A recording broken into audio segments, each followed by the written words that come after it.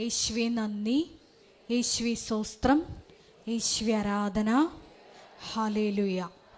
Kripasanam Marian ഉടമ്പടി ധ്യാനത്തിലേക്ക് നമ്മൾ ഭക്തിപൂർവ്വം പ്രവേശിക്കുകയാണ്. ഈശോയുടെ നമുക്ക് ഹൃദയത്തിൽ നന്ദി പറയാം. ദൈവപിതാവിനാൽ ആകർഷിക്കപ്പെട്ട് ഈ അൾത്താരയ്ക്ക് ചുറ്റും ഒരുമിച്ച് നമ്മളെ കൂട്ടിയ ദൈവപിതാവിൻ്റെ സ്നേഹത്തിന് നമുക്ക് ഹൃദയത്തിൽ നമുക്ക് നന്ദി പറയാം. നമുക്കെല്ലാവർക്കും അറിയാവുന്നതുപോലെ 2004 ഡിസംബർ 7-ാം തീയതി ഉച്ചകഴിഞ്ഞ് 2:30 ഇതുപോലൊരു ആരാധന മധ്യയാണ് ദൈവമാതാവ് സമയഘടികാരം നെഞ്ചിൽ ചാർത്തി ഈ അൾത്താരയിൽ പ്രത്യക്ഷയായിക്കൊണ്ട് ദുരന്തം ഉണ്ടാകുവാൻ പോകുന്നു, പ്രാർത്ഥിക്കണമെന്ന വലിയ സന്ദേശം കൈമാറിയത്. അതുകൊണ്ട് തന്നെ ഓരോ ആരാധനയിലും ദൈവമാതാവ് നമ്മൾക്ക് വേണ്ടി പ്രത്യേകമായിട്ട് മധ്യസ്ഥം വഹിക്കുന്ന അതുല്യ പ്രാർത്ഥന മണിക്കൂറിലേക്കാണ് നമ്മൾ ഇപ്പോൾ പ്രവേശിക്കുന്നത്. ഈ ധ്യാനം നയിക്കുവാൻ പോകുന്ന കൃപാസനത്തിൻ്റെ സ്ഥാപക ഡയറക്ടറായ ബഹുമാനപ്പെട്ട VP ജോസഫ് അച്ഛനെ ഈ അൾത്താരയിൽ സമർപ്പിച്ച് ഒരു നിമിഷം നമുക്ക് മൗനമായിട്ട് പ്രാർത്ഥിക്കാം. ആരാധനയിലുടനീളം ഈശോയെ ഞങ്ങളുടെ ജീവിതത്തെ വിശുദ്ധീകരിക്കാനും ശക്തീകരിക്കാനും ആവശ്യമായിട്ടുള്ള വചനങ്ങൾ പ്രദാനം ചെയ്യണമേ എന്ന് നമുക്ക് പ്രാർത്ഥിക്കാം. അത് കേൾക്കുന്ന നമ്മളിൽ ആന്തരികമായ വലിയ ചലനങ്ങളുണ്ടായി ക്രിസ്തു സാക്ഷികളായി രൂപാന്തരപ്പെടുത്തുവാനുള്ള വലിയ കൃപയ്ക്ക് വേണ്ടി നമുക്ക് ഒരു നിമിഷം പ്രാർത്ഥിക്കാം. കൃപകൾക്കും ഞങ്ങളിപ്പോൾ ഹൃദയം നിറഞ്ഞ നന്ദി പറയുന്നു. ഒരുമിച്ച് സ്തുതിക്കാം. ഹല്ലേലൂയ. യേശുവേ സ്തുതി, ആരാധന, എല്ലാ നന്മകൾക്കും നന്ദി കർത്താവേ. കുടുംബങ്ങൾക്ക് സംരക്ഷണത്തിന് നന്ദി കർത്താവേ. ആരാധന, സ്തുതി കർത്താവേ. ആരാധന രോഗ സൗഖ്യത്തിന് നന്ദി കർത്താവേ. യേശുവേ സ്തുതി, ആരാധന കർത്താവേ.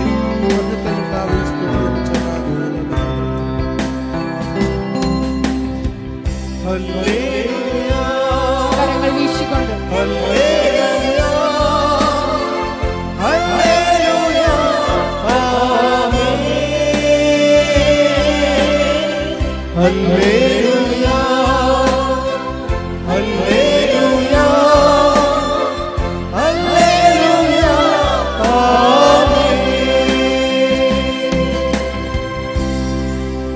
പരിശുദ്ധ പരമ ദിവ്യകാരുണ്യത്തിന് നേരവും ആരാധനയും സ്തുതിയും പുകഴ്ചയും ഉണ്ടായിരിക്കട്ടെ. പരിശുദ്ധ പരമ ദിവ്യകാരുണ്യത്തിന് നേരവും ആരാധനയും സ്തുതിയും പുകഴ്ചയും ഉണ്ടായിരിക്കട്ടെ. പരിശുദ്ധ പരമ ദിവ്യകാരുണ്യത്തിന് നേരവും ആരാധനയും സ്തുതിയും പുകഴ്ചയും ഉണ്ടായിരിക്കട്ടെ.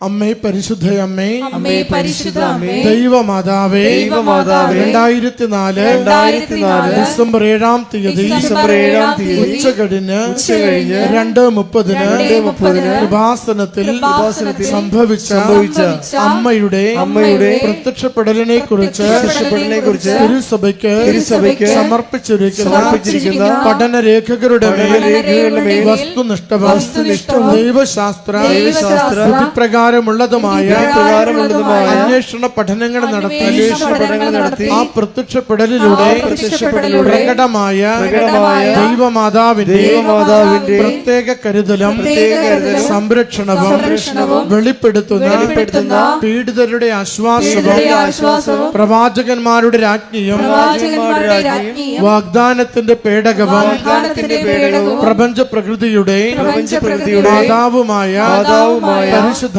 അമ്മയുടെ ഭക്തി തിരുസഭയിൽ കൂടുതൽ പ്രചരിച്ച് ജീവിതത്തിന്റെ ദുരിത അവസ്ഥകളിൽ അകപ്പെട്ട് കഴിയുന്ന അനേകായിരം മക്കൾക്ക് ദൈവത്തിന്റെ സാന്നിധ്യവും സന്ധിപ്പും കൂടുതൽ അനുഭവിക്കുക വഴി ആത്മീയ വിശുദ്ധിയും ദൈവശക്തിയും കൈവരിക്കുവാൻ ഞങ്ങളുടെ കുടുംബങ്ങളെ ഇടയാക്കണമേ. ഒരുമിച്ച് സ്തുതിച്ച് പ്രാർത്ഥിക്കാം. ഹല്ലേലൂയ. ആരാധന കർത്താവേ. മഹത്വ കർത്താവേ, സ്തുതി കർത്താവേ. കുടുംബങ്ങളെ നവീകരിക്കണമേ കർത്താവേ. രോഗങ്ങൾക്ക് സൗഖ്യം നൽകണമേ കർത്താവേ. മനക്ലേശങ്ങളെ മാറ്റി നൽകണമേ കർത്താവേ. അനുതാപം നൽകി അനുഗ്രഹിക്കണമേ കർത്താവേ. സംരക്ഷണയിൽ ജീവിക്കുവാൻ സഹായിക്കണമേ കർത്താവേ. കർത്താവേ, സ്തുതി കർത്താവേ. ആരാധന ആരാധന ആരാധന കർത്താവേ. ഹല്ലേലൂയ കർത്താവേ. മഹത്വം, സ്തുതി സ്തുതി. പരിശുദ്ധ പരമ ദിവ്യകാരുണ്യത്തിന് നേരവും ആരാധനയും സ്തുതിയും പുകഴ്ചയും ഉണ്ടായിരിക്കട്ടെ. പരിശുദ്ധ പരമ ദിവ്യകാരുണ്യത്തിന് നേരവും ആരാധനയും സ്തുതിയും പുകഴ്ചയും ഉണ്ടായിരിക്കട്ടെ. പരിശുദ്ധ പരമ ദിവ്യകാരുണ്യത്തിന് നേരവും ആരാധനയും സ്തുതിയും പുകഴ്ചയും ഉണ്ടായിരിക്കട്ടെ. അമ്മേ പരിശുദ്ധ അമ്മേ, അമ്മേ പരിശുദ്ധ അമ്മേ, ഭൂസ്വർലോകങ്ങളുടെ രാജ്ഞിയായ അങ്ങയ്ക്ക് ഭൗമ സംരക്ഷണത്തിനായി പ്രപഞ്ച പ്രകൃതിയെ തന്നെ തിരുസഭ പ്രതിഷ്ഠിക്കുവാൻ ഈ പ്രത്യക്ഷീകരണം വഴി ഇടയാക്കണമേ. പരിശുദ്ധ അമ്മേ, ജപമാല മാതാവേ, സകല കൃപാസനം പ്രാർത്ഥനകളോടും ചേർത്ത് ഞങ്ങളിപ്പോൾ പ്രാർത്ഥിക്കുന്ന ഈ സമൂഹത്തിന്റെ പ്രത്യേക നിയോഗവും നമ്മുടെ അപേക്ഷകളെയും ആവശ്യങ്ങളെയും ദിവ്യകാരുണ്യ സന്നിധിയിൽ പരിശുദ്ധ കൃപാസന മാതാവിന്റെ സംരക്ഷണയിൽ സമർപ്പിക്കാം.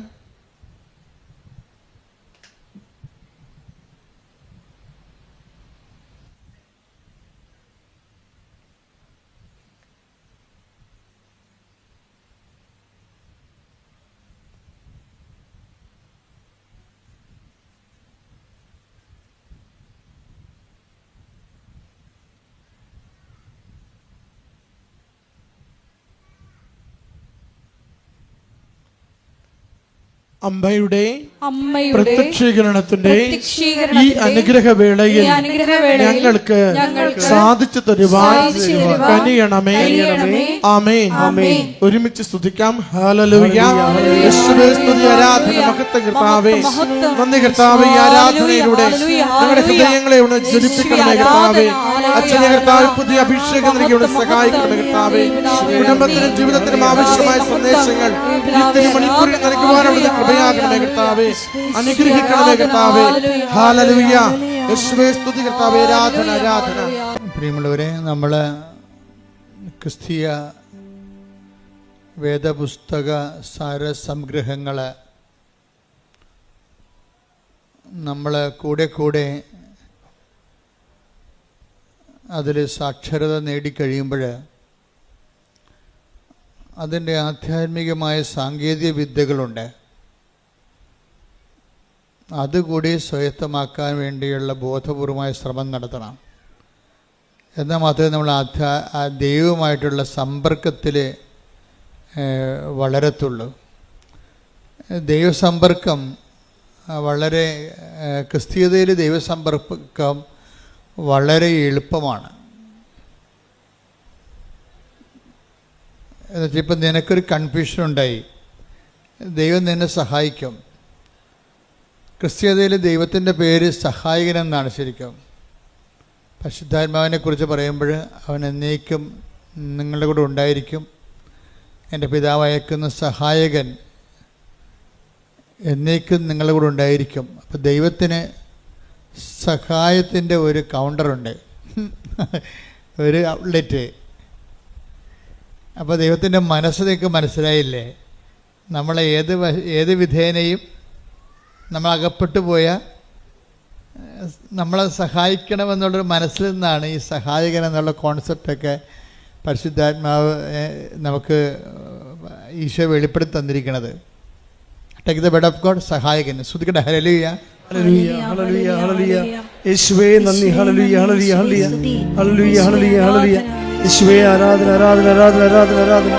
ഹല്ലേലൂയ ഹല്ലേലൂയ ഹല്ലേലൂയ ഹല്ലേലൂയ. യോഹന്നാൻ 14:26. യോഹന്നാൻ 14:26. എന്നാൽ എന്റെ നാമത്തിൽ പിതാവ് അയക്കുന്ന സഹായകനായ പരിശുദ്ധാത്മാവ് എല്ലാ കാര്യങ്ങളും നിങ്ങളെ പഠിപ്പിക്കുകയും ഞാൻ നിങ്ങളോട് പറഞ്ഞിട്ടുള്ളതെല്ലാം നിങ്ങളെ അനുസ്മരിപ്പിക്കുകയും ചെയ്യും. ബേസിക് ആയിട്ട് ദൈവത്തിൻ്റെ ആത്മാവിൻ്റെ ജോലി എന്താണ്? നമ്മളെ സഹായിക്കുകയാണ്. നിങ്ങൾ ക്രിസ്ത്യാനിറ്റിയുമായിട്ട് പരിചയപ്പെടുമ്പോൾ സ്വാഭാവികമായും ആദ്യം വരണത് ഈ സഹായകൻ്റെ കൗണ്ടറിലാണ് വരണത്. കർത്താവിൻ്റെ മൗലികമായ, ദൈവത്തിൻ്റെ മൗലികമായ പ്രവർത്തനങ്ങൾ, അടിസ്ഥാന പ്രവർത്തനങ്ങൾ ഒന്നാണ് സഹായം. അമ്മയിലൂടെ പോലും നമുക്ക് കിട്ടുന്ന സഹായങ്ങൾ ദൈവത്തിൻ്റെ പൊതു നിലപാടിൻ്റെ ഭാഗമായിട്ടാണ്. നമ്മളൊരു പ്രത്യേക പ്രയാസത്തിൽ വീണ് കഴിഞ്ഞാൽ ദൈവം നമ്മളെ സഹായിക്കും. അത് ഇസ്രയേലിൻ്റെ ഒരു അനുഭവമാണ്. ഇസ്രയേലിന്, യഹൂദന്മാർക്ക്, അവരാണല്ലോ ഈ വെളിപാടിൻ്റെ ആദ്യത്തെ ആൾക്കാർ. അതുകൊണ്ട് തന്നെ അവരും ദൈവത്തെ മനസ്സിലാക്കിയിരിക്കുന്നത് തക്ക സമയത്ത് സഹായിക്കുന്നയാളെന്നാണ്. അതുകൊണ്ട് അവിടെ ഈ കാർഷിക വിളകളെല്ലാം നശിച്ച് നാട് നാറാണക്കല്ല് പറിക്കണ ഒരു സമയത്ത് അമ്മമാർ കുഞ്ഞുങ്ങളെ തന്നെത്താൻ പുഴുങ്ങി തിന്നുമായിരുന്നു. ഒന്ന് ചിന്തിച്ച് നോക്കിയേ, ഒരു കാലം അങ്ങനെ ഉണ്ടായിരുന്നു. സ്വന്തം കുഞ്ഞുങ്ങളെ തന്നെ അങ്ങോട്ടും ഇങ്ങോട്ടും കൊന്ന് പുഴുങ്ങി തിന്നണ കാലം. അത്രയ്ക്ക് മനുഷ്യൻ വിശന്നിട്ട് ആക്രാന്തം കയറി, കണ്ണിൽ ഭ്രാന്ത് കയറിയ കാലം. നാട് മുഴുവൻ ഒരു രക്ഷയുമില്ല, വെള്ളം കിട്ടാൻ പോലും മാർഗമില്ലാഞ്ഞ ആക്രാന്തത്തിൻ്റെ കാലം. അപ്പം ആ കാലത്ത് ഒരു മനുഷ്യൻ ഇസ്രയേലിലെ രാജാവിനെ കാണും. രാജാവിനെ കാണുമ്പോഴേ, രാജാവാണല്ല സഹായിക്കേണ്ടത്. അപ്പം ഈ മനുഷ്യൻ പറയും, രാജാവേ സഹായിക്കണമെന്ന് പറയും. അപ്പോൾ രാജാവ് എന്താ പറയണത്? നമ്മുടെ ഉടമ്പടി പുസ്തകത്തിലുണ്ടത്. കർത്താവ് സഹായിച്ചില്ലെങ്കിൽ എനിക്കെങ്ങനെ സഹായിക്കാൻ കഴിയും? 2 രാജാക്കന്മാർ 6:27. അവൻ പറഞ്ഞു കർത്താവ് സഹായിക്കുന്നില്ലെങ്കിൽ. രാജാവ് പറഞ്ഞു, എന്താണ് പറഞ്ഞ? കർത്താവ് സഹായിക്കുന്നില്ലെങ്കിൽ എനിക്കെങ്ങനെ കഴിയും? ഇപ്പം നമ്മൾ സർക്കാർ നിസ്സഹായമായി നിൽക്കുന്ന സമയമുണ്ട്. ഇപ്പോൾ തുടങ്ങിയതല്ലത്, എല്ലാ കാലങ്ങളിലും ഉണ്ട്. ജനങ്ങളെ ഭരിക്കുകയും നയിക്കുകയും സംരക്ഷിക്കുകയും ചെയ്യുന്ന സർക്കാർ തന്നെ ചില വിഷയങ്ങളിൽ നിസ്സഹായമായി നിൽക്കും. അത് ഞാനും കണ്ടിട്ടുണ്ട്. നമ്മളെത്ര ഇന്ന് കാണുന്ന പല ആൾക്കാരും നമ്മൾ സമാധാന കാലത്ത് മാത്രമാണ് അവർക്ക് അവിടെ അധികാരം പ്രയോഗത്തിൽ വരത്തുള്ളൂ. പക്ഷെ നമുക്ക് സമാധാന കാലത്ത് വലിയ അധികാര സഹായങ്ങൾ ആവശ്യമില്ലതാനും. അതാണ് രസം. സുനാമി വന്ന ദിവസം ഞാൻ രണ്ടാമത്തെ സുനാമി അടിക്കുമ്പോൾ 2000, ഇപ്പോൾ 20 കൊല്ലം കഴിഞ്ഞ്, ഇപ്പോൾ രണ്ടാമത്തെ സുനാമി അടിക്കണ സമയത്ത് ഞാൻ അഴീക്കൽ നിൽക്കുമ്പോഴുണ്ട് അവിടെ ഗൗരിയമ്മ എന്ന മന്ത്രിയാണ്, നാട്ടിലുണ്ട്. കുറേ പോലീസുകാരുമായിട്ട് വന്ന് അഴീക്കൽ ഇറങ്ങേണ്ട സമയത്ത് തന്നെ റേഡിയോ ടി വിയിലൊക്കെ എല്ലാം വേളാങ്കണ്ണി പള്ളി വരെ കടൽ കയറണതും പിന്നെ എല്ലായിടത്തും ആൾക്കാർ മരിക്കുന്ന വാർത്തകൾ വന്നുകൊണ്ടിരിക്കുകയാണ്. അപ്പോൾ ആൾക്കാർ കടപ്പുറത്തുനിന്ന് കുടിയൊഴിഞ്ഞ് കിട്ടിയത് ആടെങ്കിൽ ആട്, പശുവെങ്കിൽ പശു, കിട്ടിയതൊക്കെ എല്ലാം എടുത്ത് ഓട്ടോറിക്ഷയായാലും പെട്രോറിക്ഷയായാലും സൈക്കിളിൻ്റെ പുറകിലൊക്കെ ജനം ഇങ്ങനെ പാലായനം ചെയ്യണ കാഴ്ചയാണ്.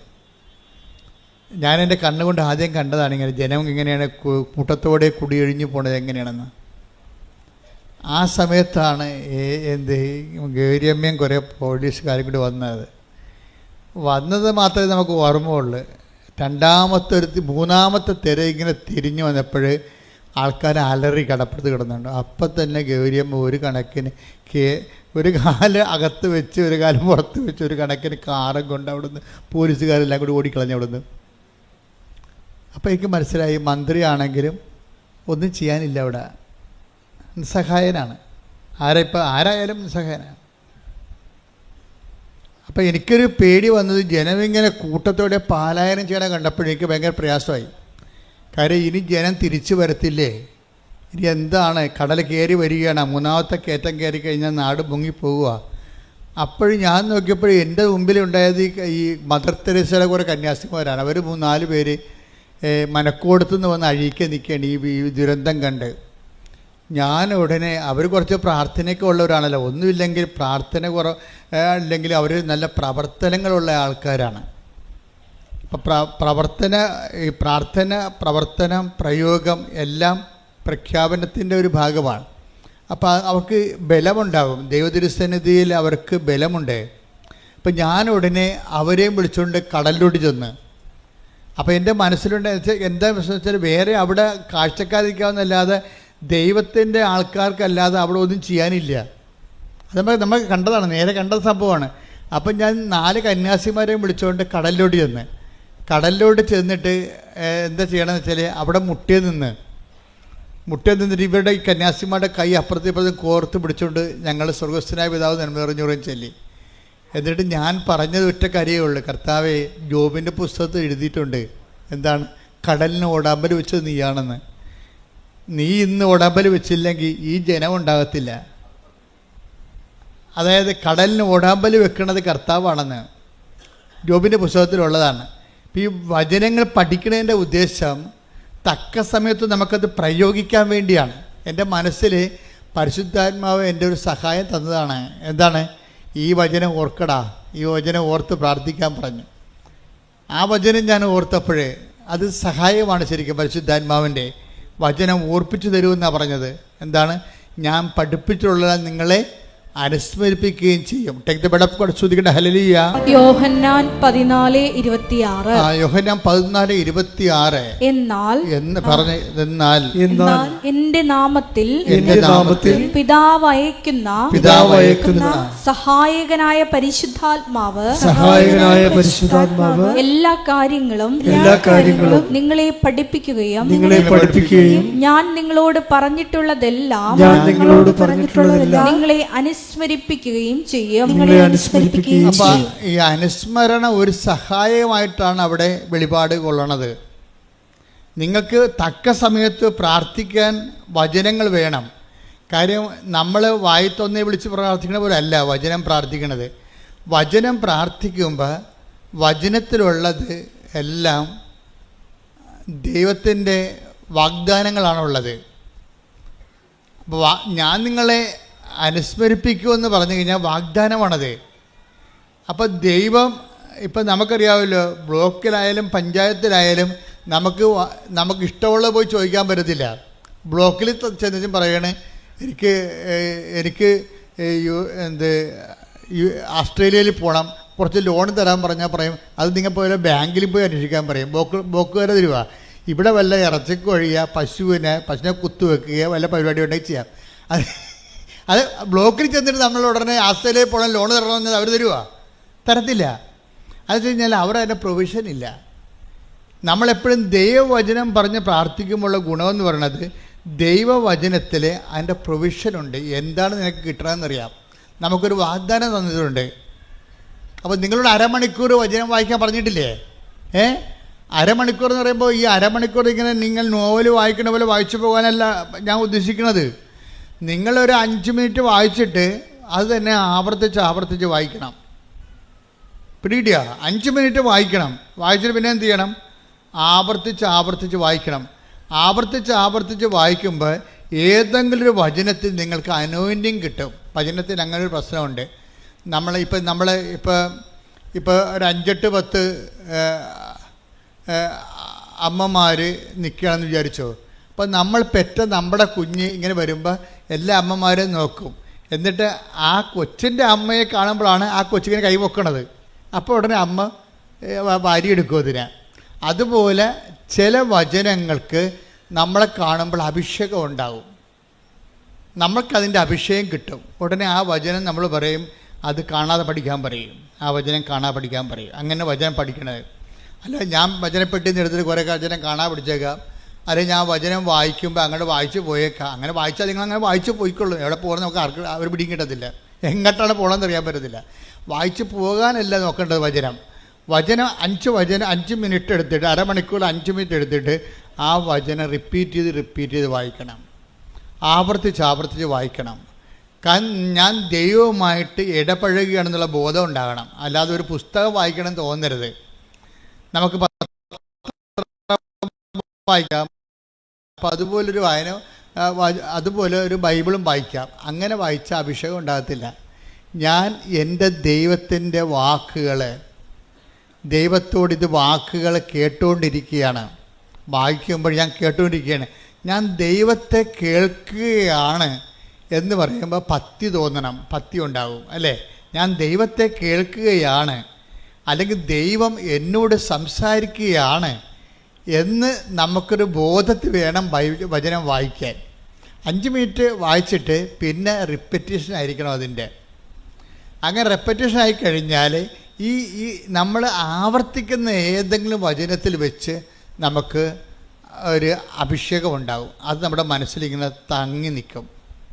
എന്നിട്ട് തങ്ങി നിന്നിട്ട് അതിങ്ങനെ അബീസിലേക്ക് പോകും. ചില സമയത്ത് അബീസിലേക്ക് പോയാലും അതിൻ്റെ കോഡ് അടിച്ചാൽ നമുക്കറിയാമല്ലോ, സെർവറിലേക്ക് നമ്മുടെ മാറ്റർ മൊബൈലിൽ സെർവറിലേക്ക് പോയാലും ശരി, നമ്മളതിൻ്റെ കോഡ് അടിച്ചു കഴിഞ്ഞാൽ ഉടനെ അത് തിരിച്ചു വരും ഇല്ലേ?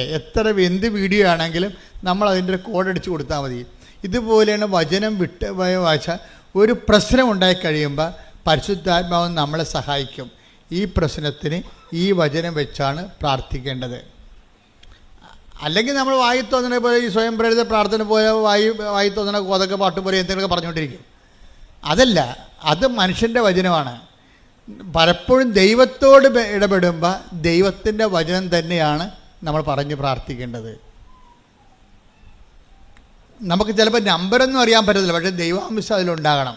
ഇപ്പം ഞാനെന്താ പറഞ്ഞത്? കർത്താവേ, ജോബിൻ്റെ പുസ്തകത്തിൽ എഴുതിയിട്ടുണ്ട് എന്താണ്, കടലിന് ഓടാമ്പൽ വെച്ചത് അങ്ങാണെന്ന്. കർത്താവ്, ആ ഓടാമ്പൽ ഊരിപ്പോയിട്ടുണ്ടെങ്കിൽ അതിനെ അങ്ങ് തന്നെ അടച്ചു വെക്കണം. ഈ ജനങ്ങളുടെ ജീവൻ രക്ഷിക്കണം. കാരണം ജനങ്ങൾക്ക് വേണ്ടി നമ്മൾ മധ്യസ്ഥം വഹിക്കണം അവിടെ. അതിന് ശേഷം പിന്നീട് കടൽ ശാന്തമാകുമല്ലോ. അതെന്ന് വെച്ചാൽ ഇതുപോലെ തന്നെയാണ് നിങ്ങളുടെ ജീവിതത്തിലും ഓരോരോ വിഷയത്തിന് പ്രാർത്ഥനകൾ നിങ്ങൾ പറയുമ്പോൾ പരമാവധി നിങ്ങൾ വളർച്ച പ്രാപിക്കണം. വളർച്ച പ്രാപിച്ചിട്ട് ഒന്ന് പ്രാർത്ഥിച്ച്, കർത്താവായ ദൈവമേ, ഓരോരോ വിഷയത്തിന് ആസ്പദമായ വചനങ്ങളെ അനുസ്മരിപ്പിച്ച് തരുവാൻ അഭിഷേകം നൽകണമേ.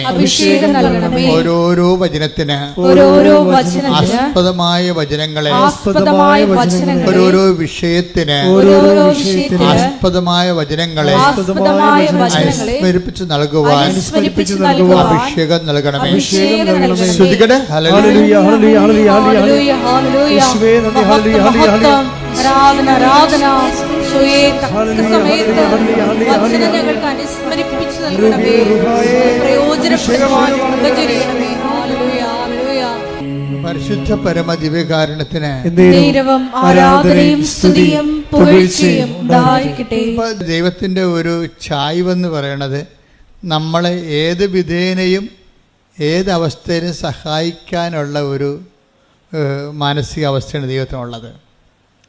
അത് പലപ്പോഴായിട്ട് വെളിപ്പെടുത്തുക മാത്രമല്ല, ഇസ്രായേലിൻ്റെ അനുഭവം മാത്രമല്ല. ഇസ്രായേലിൻ്റെ അനുഭവം എന്താ നമ്മൾ വായിച്ചില്ലേ? 2 രാജാക്കന്മാർ എന്താ പറഞ്ഞത്? 2 രാജാക്കന്മാർ 6:27 ആ രാജാവിനോട് ചോദിക്കുകയാണ്, കർത്താവേ ഞങ്ങളെ സഹായിക്കണമേ. അപ്പോൾ എന്താ പറയണത്? രാജാവ് പറയണത്, ദൈവം സഹായിച്ചില്ലെങ്കിൽ രാജാവിനെ സഹായിക്കാൻ പറ്റുമോ? അടിസ്ഥാനപരം മനസ്സിലായില്ലേ? ഒന്ന് പറഞ്ഞ്, ദൈവം സഹായിച്ചില്ലെങ്കിൽ രാജാവിനെ സഹായിക്കാൻ പറ്റുമോ? ഇവിടെ ഒരു പ്രശ്നമുണ്ട്.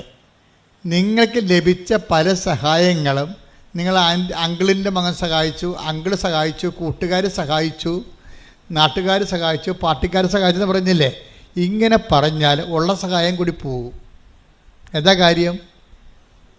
ദൈവം സഹായിക്കുന്ന കൊണ്ടാണ് അവർക്ക് നമ്മളെ സഹായിക്കാൻ പറ്റണത്. അത് ഓർക്കണം.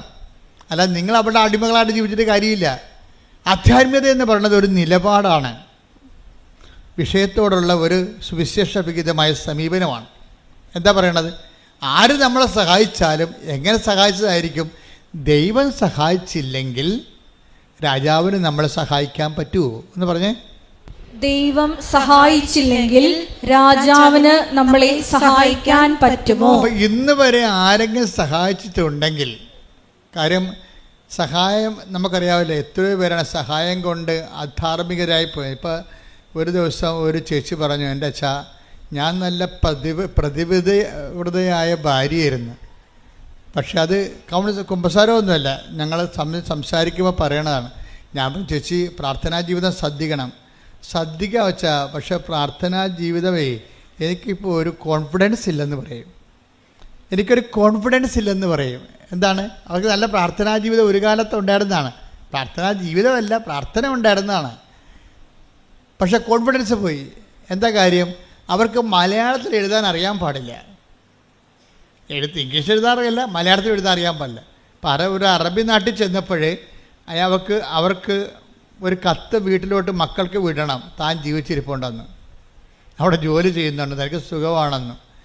അപ്പോൾ കത്ത് ആദ്യം വീട്ടിൽ നിന്ന് തന്നെ കത്ത് വായിക്കണം. അപ്പോൾ മൊബൈലിൻ്റെ കാലമല്ലത്, 90-ൻ്റെ കാലഘട്ടമാണിത്. അപ്പോൾ വീട്ടിൽ നിന്ന് തന്നെ കത്ത് വായിക്കണം, നമ്മൾക്ക് കത്ത് വേറെ ആളിനോട് പറഞ്ഞു കൊടുത്ത് എഴുതിക്കണം. അങ്ങനെ ഒരു കാലം ഉണ്ടായിരുന്നേ, ഓർക്കണില്ലേ? 85കളൊക്കെ അത്തരം കാലമാണ്. പക്ഷേ എന്ത് പറ്റി? ഈ എഴുതാൻ വന്നവൻ പറഞ്ഞു അവനോട്ട് ശാരീരികമായ ബന്ധമില്ലെങ്കിൽ മറുപടി എഴുതത്തില്ലെന്ന് പറഞ്ഞു. അവസാനം എന്ത് ചെയ്ത്? അവിടെ സഹായിക്കാൻ അവൻ മാത്രമേ ഉണ്ടായിരുന്നുള്ളൂ അവിടെ. അതുകൊണ്ട് അവർ ശാരീരികമായ ബന്ധം ഉണ്ടായി. നോക്കിയേ, അതോടുകൂടി അവിടെ കൃപ പോയി. അപ്പം സഹായിച്ചതാണ്, അവനാണ് സഹായിച്ചത്. അല്ലെങ്കിൽ ഇവർക്ക് ദാർഢ്യത്തോടെ ഇവർക്ക് പറയാമായിരുന്നു, നീ പൊടാവിടുന്നു, നീ എന്നെ സഹായിക്കുന്നുണ്ടെങ്കിൽ എൻ്റെ കർത്താവ് എന്നെ സഹായിക്കുന്നത് നീ വഴിയാണ്, നിനക്ക് സഹായിച്ചില്ലെങ്കിൽ നാളെ വേറെ ഒരാൾ വരൂ എന്ന് പറയാനുള്ള ചങ്കൂറ്റത്തിൻ്റെ പേരാണ് ആധ്യാത്മികത. കൈയടിച്ച് ശ്രദ്ധിക്കട്ടെ.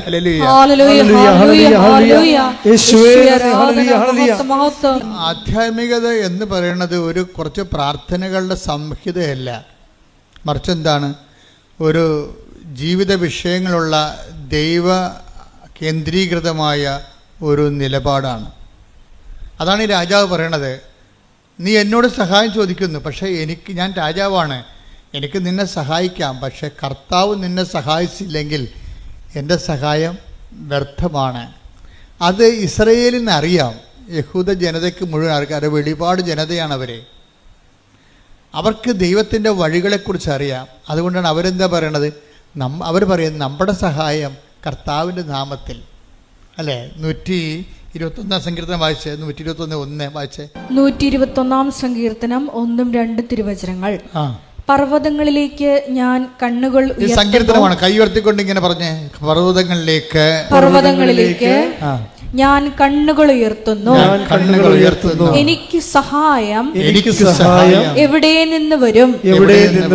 എനിക്ക് സഹായം കർത്താവിൽ നിന്ന് വരുന്നു. ആകാശവും ഭൂമിയും സൃഷ്ടിച്ച കർത്താവിൽ നിന്ന്. അപ്പൊ ഇത് ഇസ്രായേൽ അനുഭവങ്ങളിൽ നിന്ന് പഠിച്ചതാണ്. അപ്പം നിങ്ങളെടുക്കണം, ഇപ്പം നിങ്ങൾ ഉടമ്പടി കഴിയുമ്പോൾ ഒത്തിരിയേറെ ആൾക്കാർക്ക് അനുഭവങ്ങളും അതിശയങ്ങളും അനുഗ്രഹങ്ങളും സംഭവിക്കും. പക്ഷെ അതിനെല്ലാം ഓരോ വ്യക്തികളാണ് ദൈവം ഉപയോഗിക്കണത്. പക്ഷേ നിങ്ങളെ സഹായിക്കണത് ആ വ്യക്തികളല്ല. ആരാണ് സഹായിക്കണത്? കർത്താവാണ് സഹായിക്കണത്. നിങ്ങൾ അറിഞ്ഞിട്ട് കർത്താവിനേക്കാൾ വലിയ ഭക്തി ആ വ്യക്തികൾക്ക് കൊടുക്കും. അങ്ങനെയാണ് നിങ്ങൾ പണി മേടിക്കണത്. മനസ്സിലായില്ലേ? നിങ്ങൾ ഉടമ്പടിയോട് കൂടി ഒത്തിരി പേര് നിങ്ങളെ സഹായിക്കും. ഒരു കാലത്തും ബന്ധമില്ലാത്ത, കണ്ടിട്ട് പോലും ഇല്ലാത്ത ആൾക്കാർ സഹായിക്കും. പക്ഷെ സഹായിക്കണത് എങ്ങനെയാണ്? പക്ഷെ ആ സമയത്ത് എന്താ സംഭവിക്കണത്? കർത്താവാണ് അവരെ നിങ്ങളെ സഹായിക്കണമെന്നുള്ള ബോധം നിങ്ങൾക്ക് ഉണ്ടാകണം. കാര്യം ക്രിസ്ത്യാനിറ്റിയിൽ അങ്ങനെ ദൈവങ്ങളൊന്നുമില്ല. കാണുന്നവരെല്ലാം ഭഗവാനെന്ന് പറയുന്നത് പൊതുധാരണയിൽ ഇന്ത്യൻ സംസ്കാരത്തിൻ്റെ ഭാഗമാണ്. പക്ഷെ വരുന്ന പ്രോബ്ലം എന്ന് പറയണത്, നമ്മൾ ഈ ചത്തുപോണ മനുഷ്യർ പലപ്പോഴും ഇവർ നമ്മളൊന്ന് സഹായിച്ചെന്നും പറഞ്ഞ് നമ്മൾ ഉടനെ എടുത്തവരെ ദൈവത്തിൻ്റെ സ്ഥാനത്ത് വെക്കും. നിങ്ങളെനിക്ക് ദൈവത്തെ പോലെയാണെന്ന് പറയും. അങ്ങനെ ഒരിക്കലും പറഞ്ഞു കഴിഞ്ഞാൽ അത് മാരകമായ പാപം, 1-ാം പ്രമാണ ലംഘനമാണ്. അതായത് നിൻ്റെ കർത്താവായ ദൈവം ഞാനാകുന്നു, ഞാനല്ലാതെ മറ്റൊരു ദൈവം നിനക്കുണ്ടാവരുത്. എന്താ കാര്യം? ദൈവത്തിൻ്റെ സ്ഥാനം അറിഞ്ഞോ അറിയാതെയോ അലപരാധികളായ മനുഷ്യർക്ക് കൊടുക്കും. അങ്ങനെ ഉണ്ടെങ്കിൽ അത് നിങ്ങൾ ആരായാൽ തന്നെയും നിങ്ങൾ ദൈവത്തോട് മാപ്പ് ചോദിക്കണം. പ്രാർത്ഥിക്കുക. കർത്താവായ ദൈവമേ, കർത്താവായ ദൈവമേ, ഒരു സഹായം കിട്ടിയതിന്റെ പേരിൽ ഒരു സഹായം കിട്ടിയതിന്റെ പേരിൽ നിന്നെ മറന്ന് നിന്റെ മഹത്വം സൃഷ്ടിക്കപ്പെട്ട മനുഷ്യന് കൊടുത്തിട്ടുണ്ടെങ്കിൽ എന്റെ ജീവിതത്തിലെ ഞാൻ ആ തിന്മ ആവർത്തിക്കയില്ലെന്ന് പറഞ്ഞുകൊണ്ട് മാപ്പിനായി അപേക്ഷിക്കുന്നു.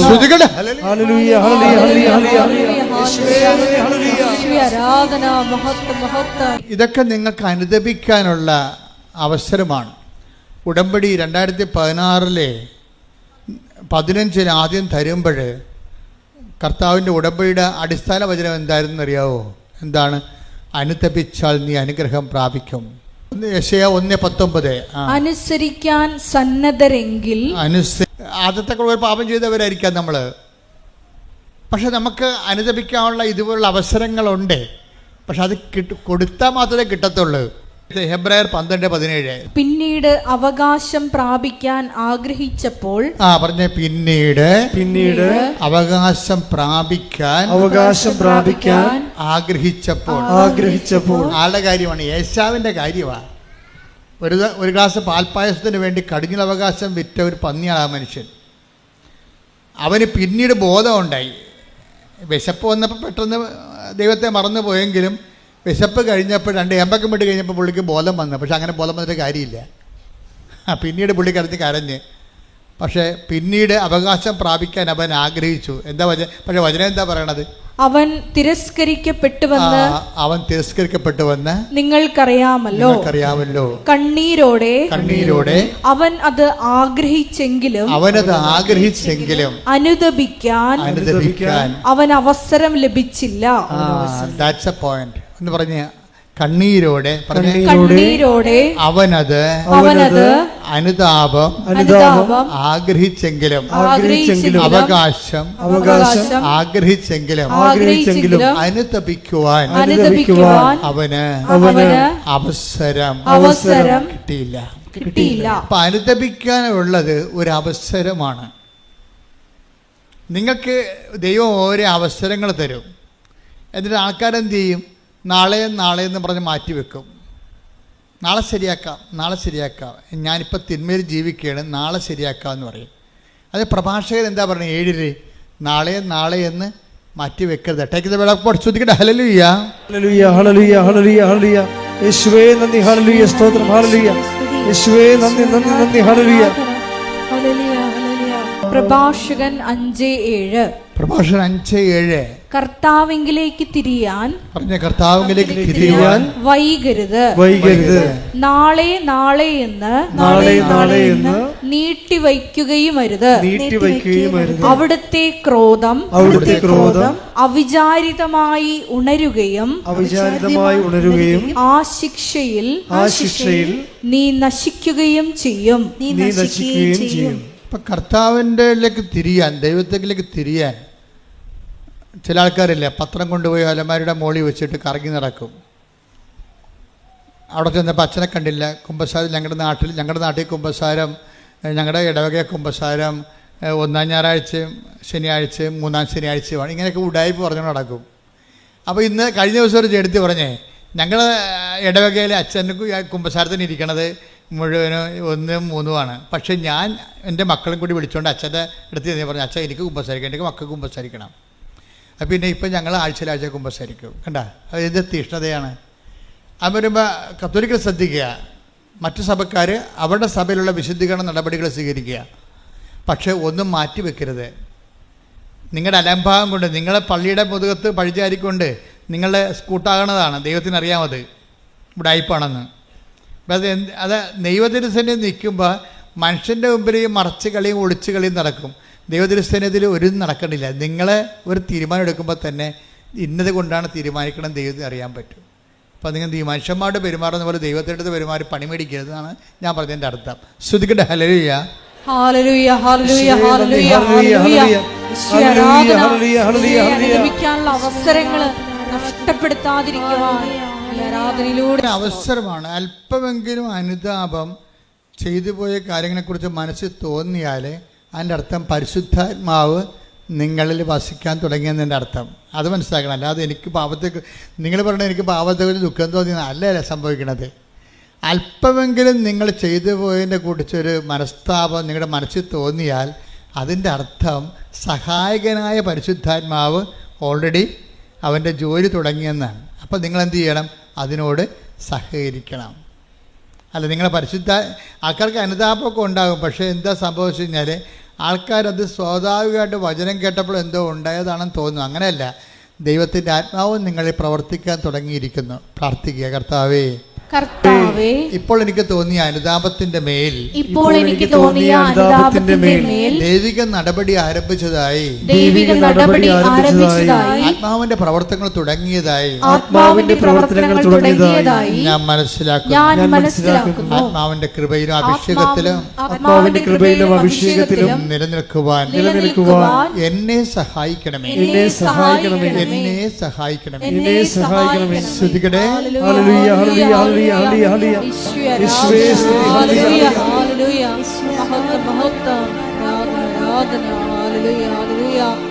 പരിശുദ്ധ പരമദിവ്യകാരുണ്യത്തിന് എന്താ വിഷയം എന്ന് പറയണത്? അവൻ നമ്മൾ ആരിൽ നിന്നും അകലെയല്ല. അല്ലാതെ ക്രിസ്ത്യാനികളിൽ നിന്നും അല്ലെങ്കിൽ നോൺ ക്രിസ്ത്യൻസിൽ നിന്നും അകലെയല്ല എന്നല്ല പറഞ്ഞിരിക്കുന്നത്. അവൻ നമ്മിൽ നിന്ന് ആരിൽ നിന്നും അകലെയല്ല. ഈ അനുതാപം ആർക്കെല്ലാം തോന്നിയിട്ടുണ്ടോ ഓർക്കണേ എന്താണ്? നിങ്ങൾ ഏത് മതത്തിൽപ്പെട്ടായാലും ദൈവം നിങ്ങളുടെ അടുത്തുണ്ട്. കൈയടിച്ച് സ്തുതിക്കട്ടെ. ഹല്ലേലൂയ. ആരാധന സ്തുതിക്കട്ടെ. ഹല്ലേലൂയ. അവർ ദൈവത്തെ അന്വേഷിക്കുന്നതിനും അവർ ദൈവത്തെ അന്വേഷിക്കുന്നതിനും ഒരുപക്ഷേ അനുഭവത്തിലൂടെ അവിടുത്തെ കണ്ടെത്തുന്നതിനും വേണ്ടിയാണ്. ദൈവത്തെ കണ്ടെത്തുന്ന ഒരു വഴി എന്താണ്? അനുഭവമാണ്. മനസ്സിലായില്ലേ? നടപടി 17 എന്താ പറയുന്നത്? 17:27 എന്താ പറയുന്നത്? ദൈവത്തെ കണ്ടെത്തുന്ന ഒരു വഴി എന്താണ്? അനുഭവമാണ്. അതുകൊണ്ടാണ് ഈ അനുഭവ സാക്ഷ്യമൊന്നും പറഞ്ഞ് നമ്മൾ കെട്ടിച്ചാടി നടക്കേണ്ട കാര്യം ഇതാണ്. ദൈവത്തെ മനുഷ്യൻ കണ്ടെത്തണത് ബുദ്ധിപരമായിട്ടുള്ള വ്യായാമത്തിലൂടെയല്ല, ഒരു ടാഞ്ചിബിളായിട്ടുള്ള സ്പർശ്യമായിട്ടുള്ള അനുഭവത്തിലൂടെയാണ്. ബുദ്ധിപരമായ വ്യായാമത്തിലൂടെ കണ്ടെത്തുന്നവർ ചിലപ്പോൾ 0% ആയിരിക്കും, 0.01 ആയിരിക്കും. പക്ഷേ ബാക്കി 99% ആൾക്കാരും ദൈവത്തെ കണ്ടെത്തുന്നത് സ്വന്തം അനുഭവത്തിലൂടെയാണ്. ഈ അനുഭവത്തിലൂടെ എന്താണ് അനുഭവം എന്ന് പറയണത്? ബേസിക്കായിട്ടുള്ള അനുഭവം എന്ന് പറയണത്, വായിച്ചോളൂ, താഴേക്ക് വായിച്ചോളൂ. എങ്കിലും അവിടുന്ന് നമ്മിൽ ആരിൽ നിന്ന് അകലെയല്ല. അതാ സംഭവം. എങ്കിലും അവിടുന്ന് പറഞ്ഞേ. എങ്കിലും അവിടുന്ന് നമ്മൾ ആരിൽ നിന്നും അകലെയല്ല.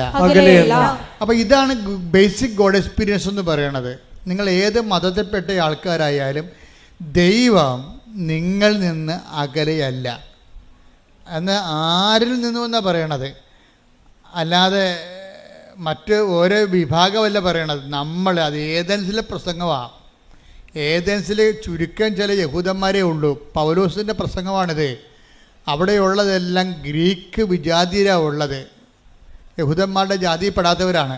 അപ്പോൾ കോമൺ പബ്ലിക്കിനോടാണ് പറയണത്, നമ്മൾ ആരിൽ നിന്നും ദൈവം അകലെയല്ല. ഇതെല്ലാവരും മനസ്സിലാക്കണം.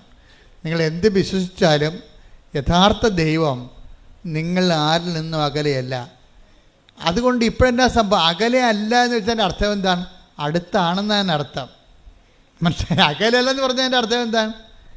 അടുത്താണ്. കലവൂര് ഈ കൃപാസനത്തിൻ്റെ അകലെ അല്ല എന്ന് വെച്ചാൽ കലവൂര് അമേരിക്കയിലല്ലെന്ന് അതിൻ്റെ അർത്ഥം. അടുത്താണെന്ന് എന്ന് വെച്ചാൽ നമ്മളൊരു ചെറിയൊരു പരിശ്രമം നടത്തിയാൽ പെട്ടെന്ന് അവിടെ എത്താൻ കഴിയും. അപ്പം ദൈവത്തിൻ്റെ അനുഭവങ്ങളെന്ന് പറയണത് യമ ആസന പ്രാണായാമ പ്രത്യാസന നിധിധ്യാസന സമാധിയിലൂടെ 9 കൊല്ലം കാത്തിരിക്കേണ്ട കാര്യങ്ങളില്ലെന്നാണ് പറയണത്. വളരെ ദൈവത്തിന് വളരെ സിമ്പിളായിട്ടാണ് കൊടുക്കണത്. എന്താ കാര്യം? നമ്മൾ ആരിൽ നിന്നും അകലെയല്ല. നമ്മൾ ചെറിയൊരു പരിശ്രമം നമ്മുടെ ഭാഗത്തു നിന്നുണ്ടെങ്കിൽ ദൈവം നമ്മുടെ അടുത്തുണ്ട്, തൊടാൻ നമുക്ക് പറ്റും. ഈ പരിശ്രമമായി ചെറിയൊരു പരിശ്രമമാണ് ഉടമ്പടി ചെയ്യണത്. മനസ്സിലായോ? ഇപ്പോൾ ഉടമ്പടി ചെയ്യണത് എന്താണ്? ബേസിക്കായിട്ട് നമ്മളിൽ നിന്ന് ആരിൽ നിന്നും അകലെയല്ലാത്ത ദൈവത്തിനെ, എന്ന് വെച്ചാൽ നമ്മുടെ അടുത്ത് തന്നെയുള്ള ദൈവത്തിനെ പെട്ടെന്ന് അനുഭവിക്കാനുള്ള ഒരു ചെറിയ സ്റ്റെപ്പാണ് നമ്മൾ ഉടമ്പടി ചെയ്യണത്. എന്താണ്? അവൻ പറയണത് പോലെ ചെയ്യുക, പ്രാർത്ഥിക്കുക. കർത്താവായ ദൈവമേ, അവൻ പറയണ പോലെ ചെയ്തുകൊണ്ട് ഞങ്ങളിൽ ആരിൽ നിന്നും അകലെയല്ലാത്ത ദൈവത്തെ, അടുത്തുള്ള ദൈവത്തെ അനുഭവിക്കുവാൻ നല്ല ഉടമ്പടി സാക്ഷികളായി മാറാൻ ഞങ്ങളെ അഭിഷേകം ചെയ്യണമേ. ശ്രുതികടേ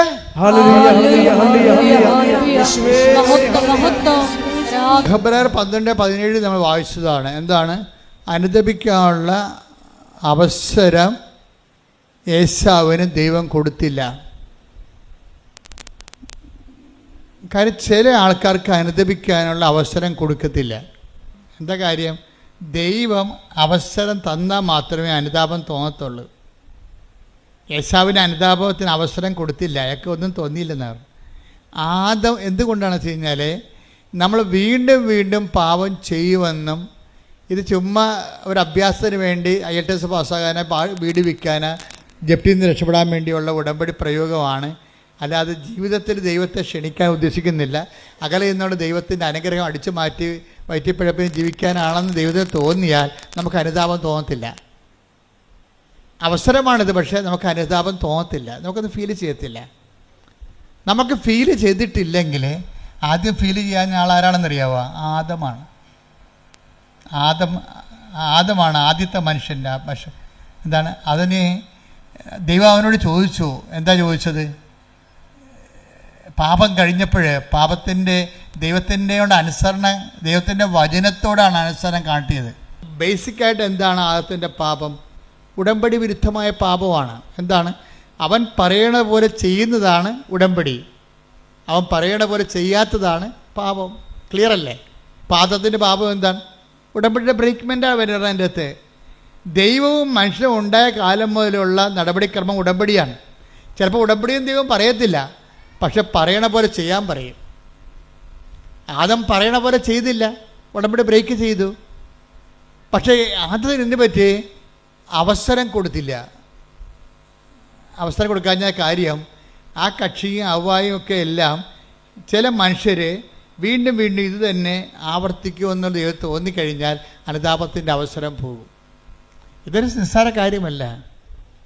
അവസരം കൊടുത്തില്ലെന്നല്ലേ ഏശാവിനെ കുറിച്ച് പറയണത്. അപ്പം നിങ്ങൾക്ക് അനുതാപത്തിൻ്റെ ഒരു മൈൻഡ് സെറ്റ് വരണില്ല എന്നുണ്ടെങ്കിൽ അതിൻ്റെ അർത്ഥം നിങ്ങൾ കഠിനഹൃദയരാണെന്നൊന്നും അല്ല അർത്ഥം. മറിച്ച് ദൈവം നിങ്ങൾക്ക് അവസരം തരുന്നില്ല, കർത്താവിൻ്റെ ഗുഡ് ബുക്സിലില്ല. ഇനി കയറിപ്പറ്റണമെങ്കിൽ കുറച്ച് പണിയാണ്. പക്ഷേ ഉടമ്പടി വൃത്തിമേനമായിട്ട് ദൈവസ്നേഹത്തോട് ചെയ്യണമെങ്കിൽ തിരിച്ചു വരാൻ പറ്റും. ഇപ്പം നമ്മൾ പേപ്പട്ടി കടിച്ചു കഴിഞ്ഞാലുള്ള മരുന്ന് എന്താ? പേപ്പട്ടിയുടെ റാബിസിനെ തന്നെയാണ് കുത്തിവെക്കണത്, ഇല്ലേ? എപ്പോഴും കറണ്ടല്ലോ. പേപ്പട്ടി കടിച്ച ആൾക്കാർക്ക് അതിനുള്ള, അല്ലെങ്കിൽ അതിൻ്റെ ഗോവസൂരി പ്രയോഗം എന്നൊക്കെ പറഞ്ഞുകൊണ്ട് വസൂരിക്ക് മരുന്ന് കണ്ടുപിടിച്ചില്ലേ? എന്താ കണ്ടുപിടിക്കണത്? വസൂരിയുടെ അണുക്കളെ തന്നെയാണ് കുത്തിവെക്കണത്. അപ്പോൾ അത് ബോഡി പാർട്ടാക്കി മാറ്റിയിട്ട് ബോഡി പാർട്ടിനെ കൊണ്ട് കയറി വന്നിരിക്കുന്ന ഫോറിൻ മാറ്ററിനെ നശിപ്പിച്ച് കളയുന്ന പരിപാടിയാണ്. അതുപോലെ തന്നെയാണ് ഉടമ്പടി ബ്രേക്ക് ചെയ്ത് ദൈവത്തിൻ്റെ വചനം ബ്രേക്ക് ചെയ്ത് കഴിഞ്ഞാൽ പിന്നെ അതിൻ്റെ ഒരു റെക്ടിഫിക്കേഷൻ എന്താണ്? ദൈവത്തിൻ്റെ വചനം തന്നെ പാലിച്ചാണ് നമ്മൾ തിരിച്ചു വരുന്നത്. കൈയടിക്കട്ടെ, സ്തുതിക്കട്ടെ, ഹല്ലേലൂയ. ദൈവത്തിൻ്റെ വചനം തെറ്റിച്ച് ജീവിക്കുമ്പോൾ, ഉടമ്പടി ബ്രേക്ക് ആകുമ്പോൾ നമ്മൾ പാപാവസ്ഥയിൽ വരുന്ന, പിന്നെ അതിനെ റീഫണ്ട് ചെയ്യാൻ, അതിനെ പ്രതിരോധിക്കാൻ വേണ്ടി നമുക്ക് പിന്നെ അടുത്ത ആൻറ്റി വെനം എന്ന് പറഞ്ഞ സംഭവം എന്താണ്? ഉടമ്പടി പാലിച്ചുകൊണ്ട് ദൈവവചനം നിറവേറ്റുന്നതാണ് ഇതിനെ അതിജീവിക്കാനുള്ള തന്ത്രം. അതാണ് എപ്പോഴും ഉടമ്പടിയിൽ നിന്ന് ദൈവം മാറാത്തതിൻ്റെ കാരണം. അതാണ് ഉടമ്പടി ഒരേ സമയം തന്നെ ആഹാരവുമാണ് മരുന്നുമാണ്. ശ്രുതിക്കട്ടെ, ഹല്ലേലൂയ.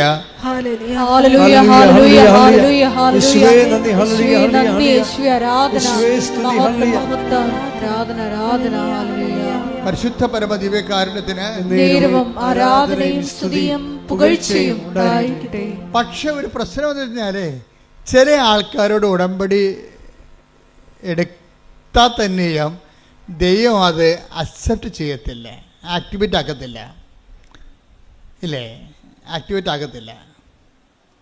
അത് നമ്മൾ ശ്രദ്ധിക്കണം. ഉടമ്പടി ആർക്ക് വേണമെങ്കിലും എടുക്കാൻ വന്ന് ഇടിച്ചു തല്ലി എടുക്കുകയോ നേരത്തെ പോകാൻ വേണ്ടി ബഹളം ഉണ്ടാക്കുകയോ വണ്ടിക്കാരെ വിളിക്കുമെന്ന് പറഞ്ഞുകൊണ്ട് ഇവിടുത്തെ കൗണ്ടറിനെ ഭീഷണിപ്പെടുത്തുകയോ എന്ത് വേണമെങ്കിലും ചെയ്യാം. പക്ഷേ ഉടമ്പടിയൊക്കെ എടുക്കാം, പക്ഷേ ആക്ടിവേഷൻ ആക്കുന്നത് വേറെ പ്രിൻസിപ്പിളാണ്. അതെപ്പോഴും നമ്മൾ ശ്രദ്ധിക്കണം. നിങ്ങൾ ഉടമ്പടിയിൽ ആദ്യമേ തന്നെ കയറി ഞാനങ്ങ് സാക്ഷ്യം പറയത്തില്ല, പിന്നെ അവിടെയൊക്കെ ഒന്ന് ആൾക്കാരെ വിളിച്ചു പോകാനാ, വല്ല പണിയൊന്നുമില്ലേ എന്ന് പറഞ്ഞുകൊണ്ടാണ് നിങ്ങൾ ഉടമ്പടി എടുക്കണമെങ്കിൽ ദൈവം അത് ആക്ടിവേറ്റ് ആക്കത്തില്ല. കാര്യം ഈ പന്നി വയറ്റിപ്പഴപ്പിന് വേണ്ടി മാത്രം കയറി വന്നിരിക്കുന്നതാണ്, ദൈവത്തിന് പണി കൊടുക്കാൻ വേണ്ടി വന്നിരിക്കുകയാണ്. ദൈവത്തിനെ മഹത്വപ്പെടുത്തുക, മറ്റുള്ളവരെ വിശ്വാസത്തിലേക്ക് വളർത്തുക, അതൊന്നും ഇവരുടെ പരിപാടിയല്ല. ഇവരുടെ പരിപാടി സ്വന്തം വയറ്റിപ്പഴപ്പ് മാത്രമേ ഉള്ളെന്ന് പറഞ്ഞാൽ ഈ സാധനം ആക്ടിവേറ്റ് ആക്കത്തില്ല. കാര്യം എന്താണ്? ഉടമ്പടി എടുക്കാത്തത് ഇതിന് തുല്യമായിട്ട് നിൽക്കും സാധനം. കാര്യം അവസരം എന്നാണ്. അതാണ് അവസരം. 12:17 എന്താ പറയണത്? അനുദപിക്കാൻ അവസരം നൽകിയില്ല. എന്നിട്ട് അവസരം നൽകേണ്ടത് ആരാണ്? അവസരം നമുക്ക് നൽകേണ്ടത് ആരാണ്? ദൈവമാണ്. അതാണ് പ്രശ്നം. ഈ അവസരത്തിനൊത്ത് വളർന്നില്ലെങ്കിൽ ആ ദൈവം അത് ആക്ടിവേറ്റ് ആക്കത്തില്ല. ആദത്തിൻ്റെ പരിപാടി എന്താ? ആദത്തിനോട് ചോദിച്ചു, ഈ കക്ഷി ഉടമ്പടി ബ്രേക്ക് ചെയ്തല്ല. അപ്പോൾ ദൈവം ചോദിച്ചത് എന്താണ്? നീ എവിടെയാണെന്ന് ചോദിച്ചു. അത്രയേ ഉള്ളൂ, വേറെ ഒന്നും ചോദിച്ചില്ല. ഉൽപ്പത്തി 3:9 എടുത്ത് അവിടുന്ന് പുരുഷനെ വിളിച്ച് ചോദിച്ചു. അവിടുന്ന് പുരുഷനെ വിളിച്ച് പറഞ്ഞു. അവിടുന്ന് പുരുഷനെ വിളിച്ച് ചോദിച്ചു. നീ എവിടെയാണ്? ഓക്കെ, ക്ലിയർ, തീർന്ന്. ചോദ്യം എത്രയേ ഉള്ളൂ, നീ എവിടെയാണ്. പക്ഷേ ഈ ദൈവത്തിന് അറിയാം നീ എവിടെ ആയിരിക്കേണ്ടവനാണെന്ന് പറഞ്ഞുകൊണ്ട് അത് പറഞ്ഞു കൊടുക്കേണ്ടതാണ്. പറഞ്ഞു കൊടുക്കത്തില്ല. കാര്യം എന്താണ്? അയാൾ മനസ്സാന്തപ്പെട്ടിട്ട് ദൈവത്തെ കഞ്ഞി വെക്കേണ്ട കാര്യമില്ല. കാര്യം അവൻ ചെയ്തിരിക്കുന്ന തിന്മയ്ക്ക് പകരം ദൈവം റീഫണ്ട് ചെയ്യാൻ വേണ്ടി ആൾക്കാരെ എല്ലാം നിശ്ചയിച്ചു കഴിഞ്ഞു. മാതാവ് മനസ്സിൽ മാനസപുത്രിയെ പോലെ ജനിച്ചു. ഈശോയുടെ പരിശോധനത്തെക്കുറിച്ച് ദൈവം പ്ലാനിട്ടു. അപ്പോൾ ഈ പന്നി ഇനി മാനസാന്തപ്പെട്ടിട്ട് ദൈവം ഒന്നും കാണിക്കാനില്ല. ഇവിടെ എന്താ പ്രശ്നം വെച്ചാൽ നീ എവിടെയാണെന്നാണ് ആദത്തിനോട് ചോദിക്കുന്നത്. പക്ഷേ ദൈവത്തിനറിയാം ഇവൻ എവിടെ ആയിരിക്കേണ്ടവനാണ്, എവിടെയാണ് ആകേണ്ടതെന്ന് ദൈവത്തിന് അറിയാം. ആ സ്ഥലം ഒന്ന് പറഞ്ഞു കൊടുത്താൽ മതിയായിരുന്നു, ആദം തിരിച്ചു വന്നേനം. പക്ഷേ അനുദപിക്കാൻ അവന് അവസരം കൊടുത്തില്ല. എന്താ? ആദം എവിടെ ആയിരിക്കണം. അപ്പോൾ എബ്രാഹത്തിനെ വിളിച്ചപ്പോൾ ദൈവം പറഞ്ഞു, മകനെ ഞാൻ നിൻ്റെ ദൈവമാണ്, നീ എവിടെ ആയിരിക്കണമെന്ന് ഞാൻ പറയാം. നീ എവിടെ ആയിരിക്കണം? നീ എൻ്റെ മുമ്പിലായിരിക്കണമെന്ന്. കൈയടിച്ച് കർത്താൻ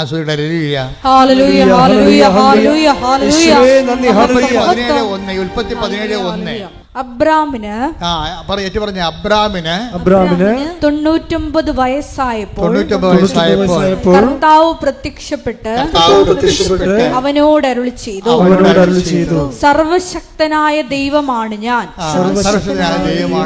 എന്റെ മുമ്പിൽ വ്യാപരിക്കുക, കുറ്റമറ്റവനായി വർത്തിക്കുക. അതായത് ആദത്തിനോട് ഇത് പറയാമായിരുന്നു. എന്താണ്? നീ കുറ്റമറ്റവനായിട്ട് വ്യാപരിച്ചാൽ എൻ്റെ മുമ്പിൽ നിനക്ക് വ്യാപരിക്കാൻ പറ്റുമെന്ന്. അപ്പോൾ ആദത്തിനോട് എവിടെയാണെന്നേ ചോദിച്ചുള്ളൂ. പക്ഷേ എവിടെയാണ് ആയിരിക്കണമെന്ന് ദൈവത്തിൻ്റെ കയ്യിൽ ഉത്തരവുണ്ട്. പക്ഷേ ഈ പാവത്തിനോട് അത് പറയണില്ല. പക്ഷേ എബ്രാഹത്തിനോട് പറഞ്ഞു. എന്താ കാര്യം? എബ്രാഹം വിശ്വസിക്കുമെന്നും ഉടമ്പടി പാലിക്കുമെന്നും ദൈവത്തിന് അറിയാം. എൻ്റെ ദൈവപൈതലെ, ദൈവത്തിൻ്റെ വചനം ആര് പാലിക്കുമെന്ന് ദൈവത്തിന് അറിയാമെങ്കിൽ ആ അറിവിന്റെ അടിസ്ഥാനത്തിലാണ് നിനക്ക് അനുദപിക്കാൻ അവസരം നൽകണത്. കൈയടിച്ച് ശ്രദ്ധിക്കട്ടെ. ഹല്ലേലൂയ.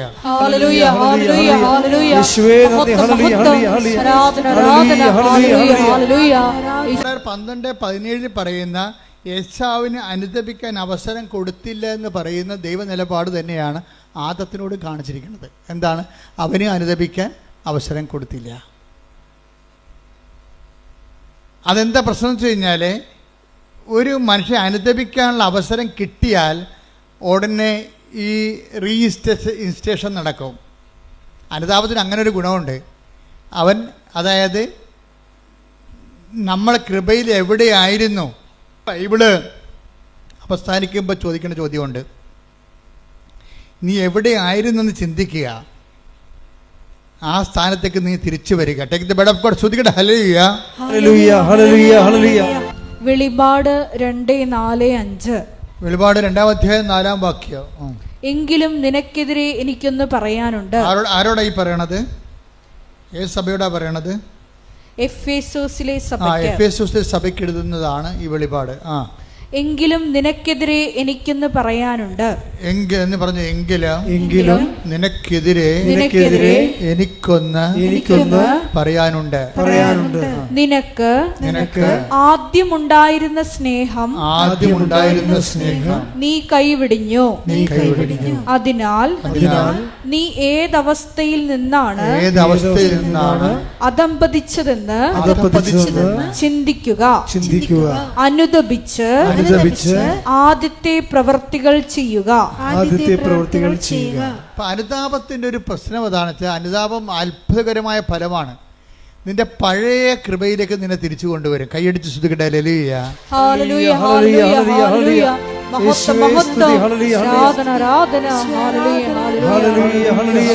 കൃപ പുനരുദ്ധരിക്കാനുള്ള ആദ്യ നടപടി എന്ന് പറയുന്നത് അനുതാപമാണ്. ഒരുപക്ഷെ ഞാൻ പറയും അവസാന നടപടി അത് തന്നെയാണ്. നമ്മൾ സ്നേഹമുള്ള ദൈവത്തോട് കഴിഞ്ഞ ദിവസങ്ങളിലെ ദൈവത്തിൻ്റെ സ്നേഹം പറഞ്ഞപ്പോഴാണ് ഒരു രസമുണ്ടായി. അപ്പോൾ ഞാനെൻ്റെ മുറി ഇരിക്കിയിരുന്നു. അപ്പോൾ ഒരു ഈച്ച വന്നിട്ട് എൻ്റെ മുഖത്തടിക്കുന്നുണ്ട്. എൻ്റെ മുറിയിൽ അങ്ങനെ ഈച്ച കയറേണ്ട കാര്യമില്ല. പിന്നെ ആരെങ്കിലും ഇവരെ കിച്ചൻകാർ കാപ്പിയും കൊണ്ട് കയറുമ്പോൾ അതിൻ്റെ കൂടെ കയറി പോരണം. അപ്പോൾ എനിക്കാണെങ്കിൽ ഭയങ്കര അലർജിയാണ് ഈ ഈച്ചയെ കാണുന്നത്. ഈച്ച വന്നിട്ട് എൻ്റെ നെറ്റിക്കടിച്ചുകൊണ്ടിരിക്കുകയാണ്. അപ്പോൾ ഞാനിങ്ങനെ തട്ടി കളയുന്നുണ്ട്. പിന്നെയും ഞാൻ ഇരുന്നുകൊണ്ട് എഴുതുക വരയ്ക്കുകയൊക്കെ വായിക്കുകയൊക്കെ ചെയ്യുന്നുണ്ട്. പിന്നെ ഈച്ച ചെവിയെ വന്നിരിക്കും. അപ്പോൾ ഇവിടെ കൊടുക്കും അടി. അപ്പോൾ പിന്നെ ഈച്ച ഇവിടെ വന്നിരിക്കും. ഈച്ചയുടെ അവസ്ഥ അറിയാമല്ല, ഒരു ബുദ്ധിയും ബോധവും ഇല്ലാത്ത സാധനം. അത് നമ്മളെ ടാർഗറ്റ് ചെയ്താൽ പിന്നെ നമ്മളേക്കൊന്നും പോകത്തില്ല. അപ്പോൾ എനിക്കാണെങ്കിൽ വിറഞ്ഞിരിക്കുകയാണ്. അപ്പം ഞാനുടനെ വിറഞ്ഞാലും ഞാൻ കർത്താവിനെ വിളിക്കും. ഞാൻ പറഞ്ഞു, കർത്താവേ ഈ സാധനം ചത്ത് വീഴണമെന്നുണ്ടെങ്കിൽ ഇപ്പം ചത്ത് വീഴണം, ഒറ്റടി വെച്ച് കൊടുക്കും.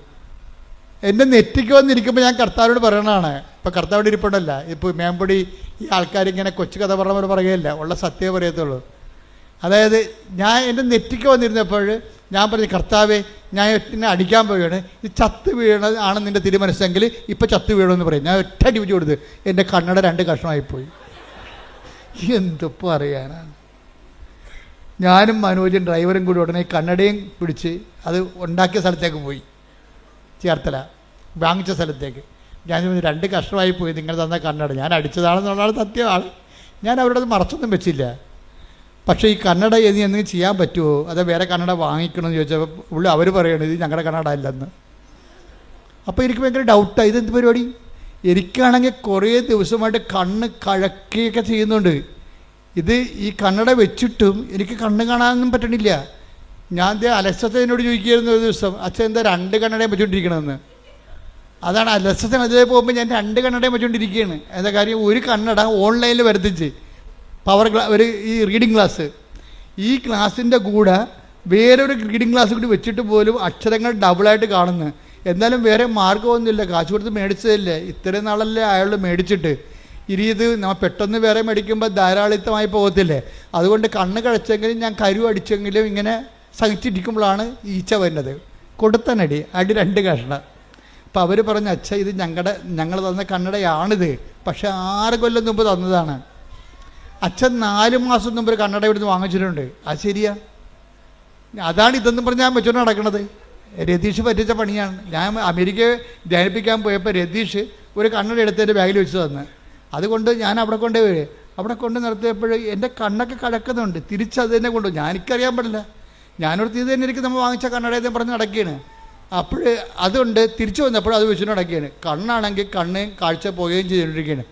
പക്ഷേ ഇത് ഇനി മുന്നോട്ട് പോകുന്നത് ശരിയല്ലെന്ന് അമ്മയ്ക്ക് മനസ്സിലായി. അതുകൊണ്ട് ഈ സാധനം അടിച്ച് പൊട്ടിച്ച്. പക്ഷേ കണ്ണട കടയിൽ ചെന്നപ്പോൾ അവർ പറയുകയാണ്, ഇത് ഞങ്ങൾ തന്ന 6 കൊല്ലം മുമ്പ് തന്ന കണ്ണടയാണ്. അച്ഛൻ്റെ കണ്ണൊന്ന് ടെസ്റ്റ് ചെയ്യണമെന്ന് കണ്ണ് ടെസ്റ്റ് ചെയ്തപ്പോൾ പറഞ്ഞ് ഈ ടെസ്റ്റെല്ലാം മാറിയിരിക്കുകയാണ്.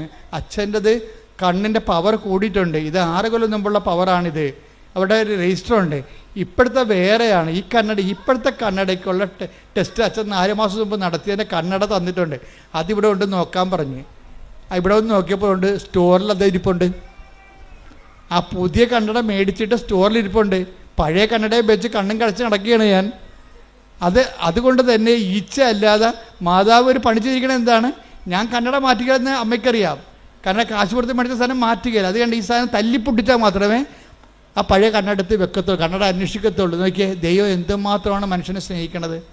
ഇത് നിങ്ങളുടെ എല്ലാ ജീവിതത്തിലുണ്ട്, എല്ലാ ജീവിതത്തിലുണ്ട്. ഒരു കാര്യം പോലും, നിങ്ങളുടെ നിസ്സാര കാര്യം പോലും നമുക്ക് ഈ അനുതാപം ഉണ്ടാകുന്നത് എങ്ങനെയാണ്? ദൈവസ്നേഹത്തെക്കുറിച്ച് അനുഭവിച്ച് കഴിയുമ്പോഴാണ് ഇത്ര നല്ല ദൈവത്തോട് ഞാൻ അപരാധം, ആ വാക്ക് കേട്ടില്ല എന്ന് നോക്കണം. അവിടെ ഒരു അനുതാപം. അപ്പം അനുതാപം ഓട്ടോമാറ്റിക്കായിട്ട് ഉണ്ടാകത്തില്ല. എങ്ങനെ ഉണ്ടാകും?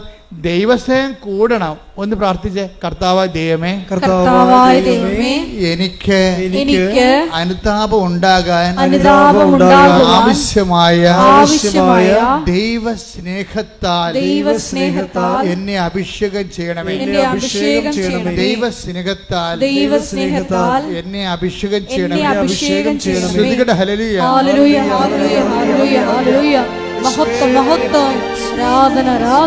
ആദ്യം പറഞ്ഞ ഒരു സഹായം ഇപ്പൊ വേണം. എന്ന് വെച്ച് കഴിഞ്ഞാൽ നിങ്ങൾ പരിശുദ്ധാത്മാവിനോട് പറയണം, സഹായകനായ പരിശുദ്ധാത്മാവേ എന്നെ സഹായിക്കണമേ. എന്നെ കർത്താവ് സ്നേഹിച്ച അതെല്ലാം എന്നെ അനുസ്മരിപ്പിച്ച് തരണമെന്ന് പ്രാർത്ഥിക്കണം. ഒന്ന് പറഞ്ഞ സഹായകനായ പരിശുദ്ധാത്മാവേ എന്നെ സഹായിക്കണമേ. എന്നെ കർത്താവ് സ്നേഹിച്ച സാഹചര്യങ്ങളെയും സമയങ്ങളെയും എന്നെ അനുസ്മരിപ്പിച്ച് തരണമേ.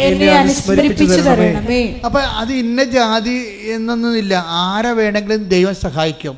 നമുക്കൊരു അനുതാപം ഉണ്ടായാൽ മതി. കഴിഞ്ഞ ദിവസങ്ങളിൽ ഇന്നലെ ഒരു സാക്ഷ്യം ഉണ്ടായി. സാക്ഷ്യം പറഞ്ഞ കക്ഷിയുടെ പേര് അതായത് സ്മിത മാർട്ടിൻ. സ്മിത മാർട്ടിൻ്റെ പ്രശ്നം, അവൾക്ക് അധികം പൈസയൊന്നും ഇല്ല. IELTS എഴുതി കുറച്ച് കാശ് പോയിട്ടുണ്ട്. അപ്പോൾ ഇനി IELTS എഴുതണോ അതോ വേറെ എന്തെങ്കിലും കോഴ്സ് ചെയ്യണമെന്നാണ് സ്മിത ചോദിക്കണത്. അപ്പോൾ അത് ഓഫീസിൽ നിന്നും പറഞ്ഞ് ഞങ്ങൾക്കൊരു ചീട്ട് വേണം, അച്ഛനെ കാണണം, അച്ഛനോട് ചോദിക്കണം IELTS എഴുതണോ അതോ ഞങ്ങൾ വേറെ വല്ല കോഴ്സും ചെയ്യണം, മെസ്സേജ് എടുക്കണമെന്ന് പറഞ്ഞു. അപ്പോൾ സ്മിതയ്ക്ക് ഉടമ്പടി ഇല്ലാത്ത കൊണ്ട് ഓഫീസിൽ നിന്ന് പറഞ്ഞ് നീ ഉടമ്പടി എടുത്തിട്ടില്ലല്ലോ, നീ 18 വയസ്സ് കഴിഞ്ഞതല്ലേ, നീ ആദ്യം ഉടമ്പടി എടുത്ത് കഴിഞ്ഞതിന് ശേഷം നമുക്ക് ഈ വിഷയം സംസാരിക്കാമെന്ന് പറഞ്ഞു. അപ്പോൾ അവൾ ഉടമ്പടി എടുത്തു കഴിഞ്ഞപ്പോൾ അവൾ അമ്മയ്ക്ക് ഉടമ്പടി ഉണ്ട്. പക്ഷേ ഇത് ഇവളുടെ പ്രൈവറ്റ് കേസായത് കാരണം അവൾക്ക് വയസ്സ് 18 കഴിഞ്ഞ കാരണം ഉടമ്പടി എടുക്കാൻ ബാധ്യതയാണ്. അപ്പോൾ അവൾ ഉടമ്പടി എടുത്ത് കഴിഞ്ഞപ്പോൾ ഉടനെ വീണ്ടും പറഞ്ഞു നമുക്കിനി മെസ്സേജ് ചോദിക്കാമല്ലോ എന്ന് പറഞ്ഞ്. അപ്പോൾ അവർ പറഞ്ഞു നിങ്ങളുടെ കയ്യിൽ ഹോൾ ടിക്കറ്റ് ഇല്ലല്ലോ, ഹോൾ ടിക്കറ്റ് ഉണ്ടെങ്കിലല്ലേ അച്ഛൻ്റെ അടുത്ത് വരാൻ പറ്റത്തോ, രേഖ വേണ്ടേ. അപ്പോൾ ഹോൾ ടിക്കറ്റ് വരുമ്പോൾ വരാം. അപ്പോൾ എന്തിൻ്റെ ഹോൾ ടിക്കറ്റാണ് അറിയത്തില്ല, എങ്ങനെ അറിയും? അപ്പോൾ പറഞ്ഞ് അപ്പോൾ അമ്മയും മകളും കൊണ്ട് ഇരുന്നിട്ട് ഡിസ്കസ് ചെയ്യുകയാണ്. അമ്മയും മകളും കൊണ്ട് ഡിസ്കഷനാണ്, എങ്ങനെയാണ് നമ്മൾ IELTS എടുക്കണം.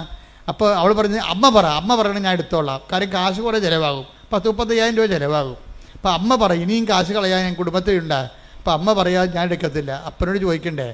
അപ്പോൾ പറഞ്ഞ് നമ്മൾ ജയിക്കുമെങ്കിൽ എടുത്താൽ മതിയല്ലേ, ഇത് നമ്മൾ ജയിക്കുമെങ്കിൽ IELTS എടുത്താൽ മതിയല്ലേ, വെറുതെ കാശുകളുടെ കാര്യമുണ്ട്. അത് മകൾ ചോദിക്കുകയാണ്. അപ്പോൾ അമ്മ പറയും എടി നമ്മൾക്ക് കുറച്ച് കഴിയുമ്പോൾ അമ്മ നമ്മളോട് പറയും എന്തെടുക്കണമെന്ന്, നീ നോക്കിക്കൂ എന്ന് പറയും, നീ നോക്കിക്കോ. അപ്പം അമ്മയ്ക്ക് ദർശനവരം കിട്ടി ഉടനെ. അതാ പറയണത്, ഈ ദർശനവരം എന്നൊക്കെ പറയണത് നിങ്ങൾ ഓർക്കണം, ദൈവത്തെ ആത്മാർത്ഥവും അനുതാപത്തെ അന്വേഷിക്കുന്ന എല്ലാവരെയും ദൈവം സഹായിക്കും. നമ്മുടെ വിഷയം സഹായമല്ലേ. അപ്പം തന്നെ പരിശുദ്ധാത്മാവ് അമ്മയെ സഹായിച്ചു, അമ്മയ്ക്കൊരു ബോധ്യം കിട്ടി. അമ്മ ഉടനെ പറഞ്ഞു നീ നോക്കിക്കോ, കുറച്ച് കഴിയുമ്പോൾ നോക്കിക്കോ, നീ എടുക്കേണ്ട വിഷയം പരിശുദ്ധ അമ്മ കൃപാസന മാതാവ് തന്നെ പരിശുദ്ധാത്മാവിന് നമ്മളോട് സംസാരിക്കുമെന്ന് പറഞ്ഞു. അപ്പോൾ ഉടനെ ഇവൾ പറഞ്ഞ് എനിക്ക് മനസ്സിലായി, എന്നോടും അമ്മ പറഞ്ഞായിരുന്നെന്ന് പറഞ്ഞു. അപ്പം നീ പറഞ്ഞു നിന്നോട് എന്താ അമ്മ പറഞ്ഞത്? അല്ല അമ്മയോട് എന്താ പറഞ്ഞത്? അപ്പോൾ എന്നോട് പറഞ്ഞത് ഇപ്പം നീ ഉടമ്പടി എടുത്ത് താഴെ വന്നിട്ട് മാതാവിന് അവിടെ പോകുകയല്ലേ, പ്രദക്ഷിണത്തിന് പോകുകയല്ലേ, അപ്പം മാതാവിന് നിൻ്റെ കൈ കിട്ടിയാൽ അതിൻ്റെ അർത്ഥം നീ IELTS എടുക്കണമെന്നാണ്. അതാണ് അമ്മക്ക് കിട്ടിയ വെളിപാട്. ഉടനെ ഇവൾ പറയും എനിക്കും കിട്ടിയത് അതാണ് അമ്മ എന്ന് പറയും മാതാവിന്. പക്ഷെ മാതാവിനെ കിട്ടാൻ പാടാണ്. 25 പേരുണ്ട് ആ ഗ്രൂപ്പിൽ. 25 പേരിൽ ഇവൾക്ക് ഇവളെടുക്കണ ലോട്ടിൻ്റെ അകത്ത് മാതാവ് ഉണ്ടാകണം. ആ ഒരൊറ്റ തെളിവേ ഉള്ളൂ. അപ്പോൾ ഇവർ ചെന്ന് ഇവളുടെ അമ്മ ഇവിടെ ഇരുന്ന് പ്രാർത്ഥിക്കുന്ന, അവൾ അവിടെ സ്റ്റേജിൽ പോയി ലോട്ട് കിട്ടിയപ്പോൾ ഇവൾക്ക് മാതാവിനെ കിട്ടി. അപ്പോഴേ എന്ന് വെച്ച് കഴിഞ്ഞാൽ അത് മാതാവിനെ പിടിച്ചുകൊണ്ട് മുത്തുക്കുടയുടെ താഴെക്കൂടി വരണമ്പോൾ അമ്മ ഇങ്ങനെ ഇവിടെ ഇരുന്ന് വെച്ചാൽ അങ്ങോട്ട് തിരിഞ്ഞു നോക്കിയപ്പോൾ മകളുടെ കൈ മാതാവ് ഇരിക്കണം. എൻ്റെ അമ്മയെന്നും പറഞ്ഞ് ഇവർ പെസര് പോലെ ഓടിച്ചെന്ന് മാതാവിനെ കെട്ടിപ്പിടിച്ചു ഉമ്മ വെച്ച്. അമ്മേ ഞങ്ങളെ വിട്ടുപോയിട്ടില്ലല്ലേ? അപ്പോൾ പറഞ്ഞു ഇനി എത്ര 1000 രൂപ പോയാലും കുഴപ്പമില്ല, നമ്മളായിട്ട് പാസ്സാകുന്നു. അതാ വിഷയം. അത് തീരുമാനം കണ്ട ഇത് അന്തർദർശനമെന്ന് പറയും. അന്നാളുകളിൽ നിങ്ങളുടെ യുവാക്കന്മാർ ദർശനങ്ങൾ കാണുമെന്ന് പറഞ്ഞില്ലേ? പിതാക്കന്മാർക്ക് സ്വപ്നങ്ങൾ ഉണ്ടാകുമെന്ന്. അതാണ് പരിശുദ്ധാത്മാവിന്റെ പ്രവർത്തനമാണത്. ഒന്ന് എടുത്ത് take the bed of God ശ്രദ്ധിക്കട്ടെ. ഹല്ലേലൂയ. ജോയൽ 2:28. ജോയൽ 2:28. അന്ന് ഇങ്ങനെ സംഭവിക്കും. അന്ന് ഇങ്ങനെ സംഭവിക്കും. എല്ലാവരുടെയും മേൽ എന്റെ ആത്മാവിനെ ഞാൻ വർഷിക്കും. നിങ്ങളുടെ പുത്രന്മാരും പുത്രിമാരും പ്രവചിക്കും. നിങ്ങളുടെ വൃദ്ധന്മാർ സ്വപ്നങ്ങൾ കാണും.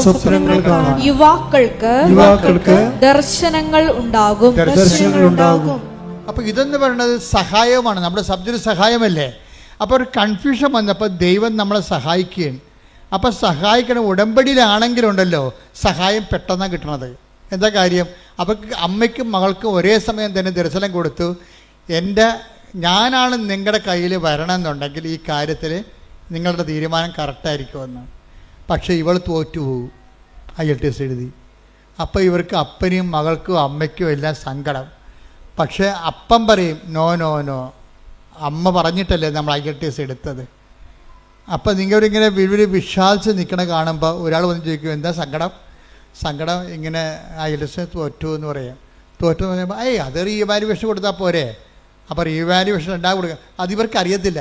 എല്ലാവർക്കും അറിയാം, പക്ഷേ ഇവർക്ക് അറിയത്തില്ല റീവാലുവേഷൻ കൊടുക്കണമെന്ന്.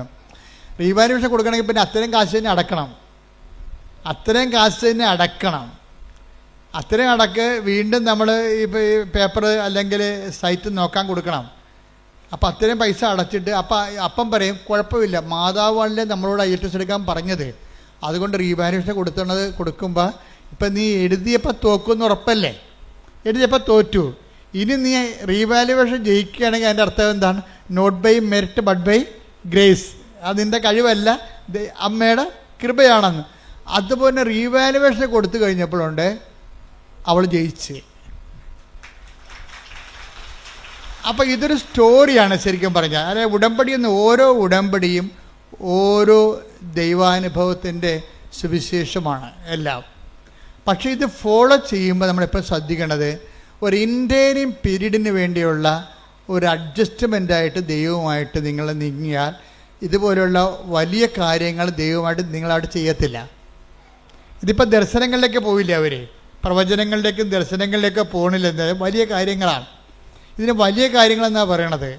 ഞാൻ എൻ്റെ പിതാവിനോട് ചോദിക്കുകയും ഇതിനേക്കാൾ വലിയ കാര്യങ്ങൾ നിങ്ങൾ കാണുകയും ചെയ്യും. Take the bed of God ശ്രദ്ധിക്കട്ടെ. ഹല്ലേലൂയ, ഹല്ലേലൂയ, ഹല്ലേലൂയ, ഹല്ലേലൂയ, ഹല്ലേലൂയ, ഹല്ലേലൂയ. യേശുവേ നന്ദി. ഹല്ലേലൂയ, ഹല്ലേലൂയ, ഹല്ലേലൂയ, ഹല്ലേലൂയ, ഹല്ലേലൂയ.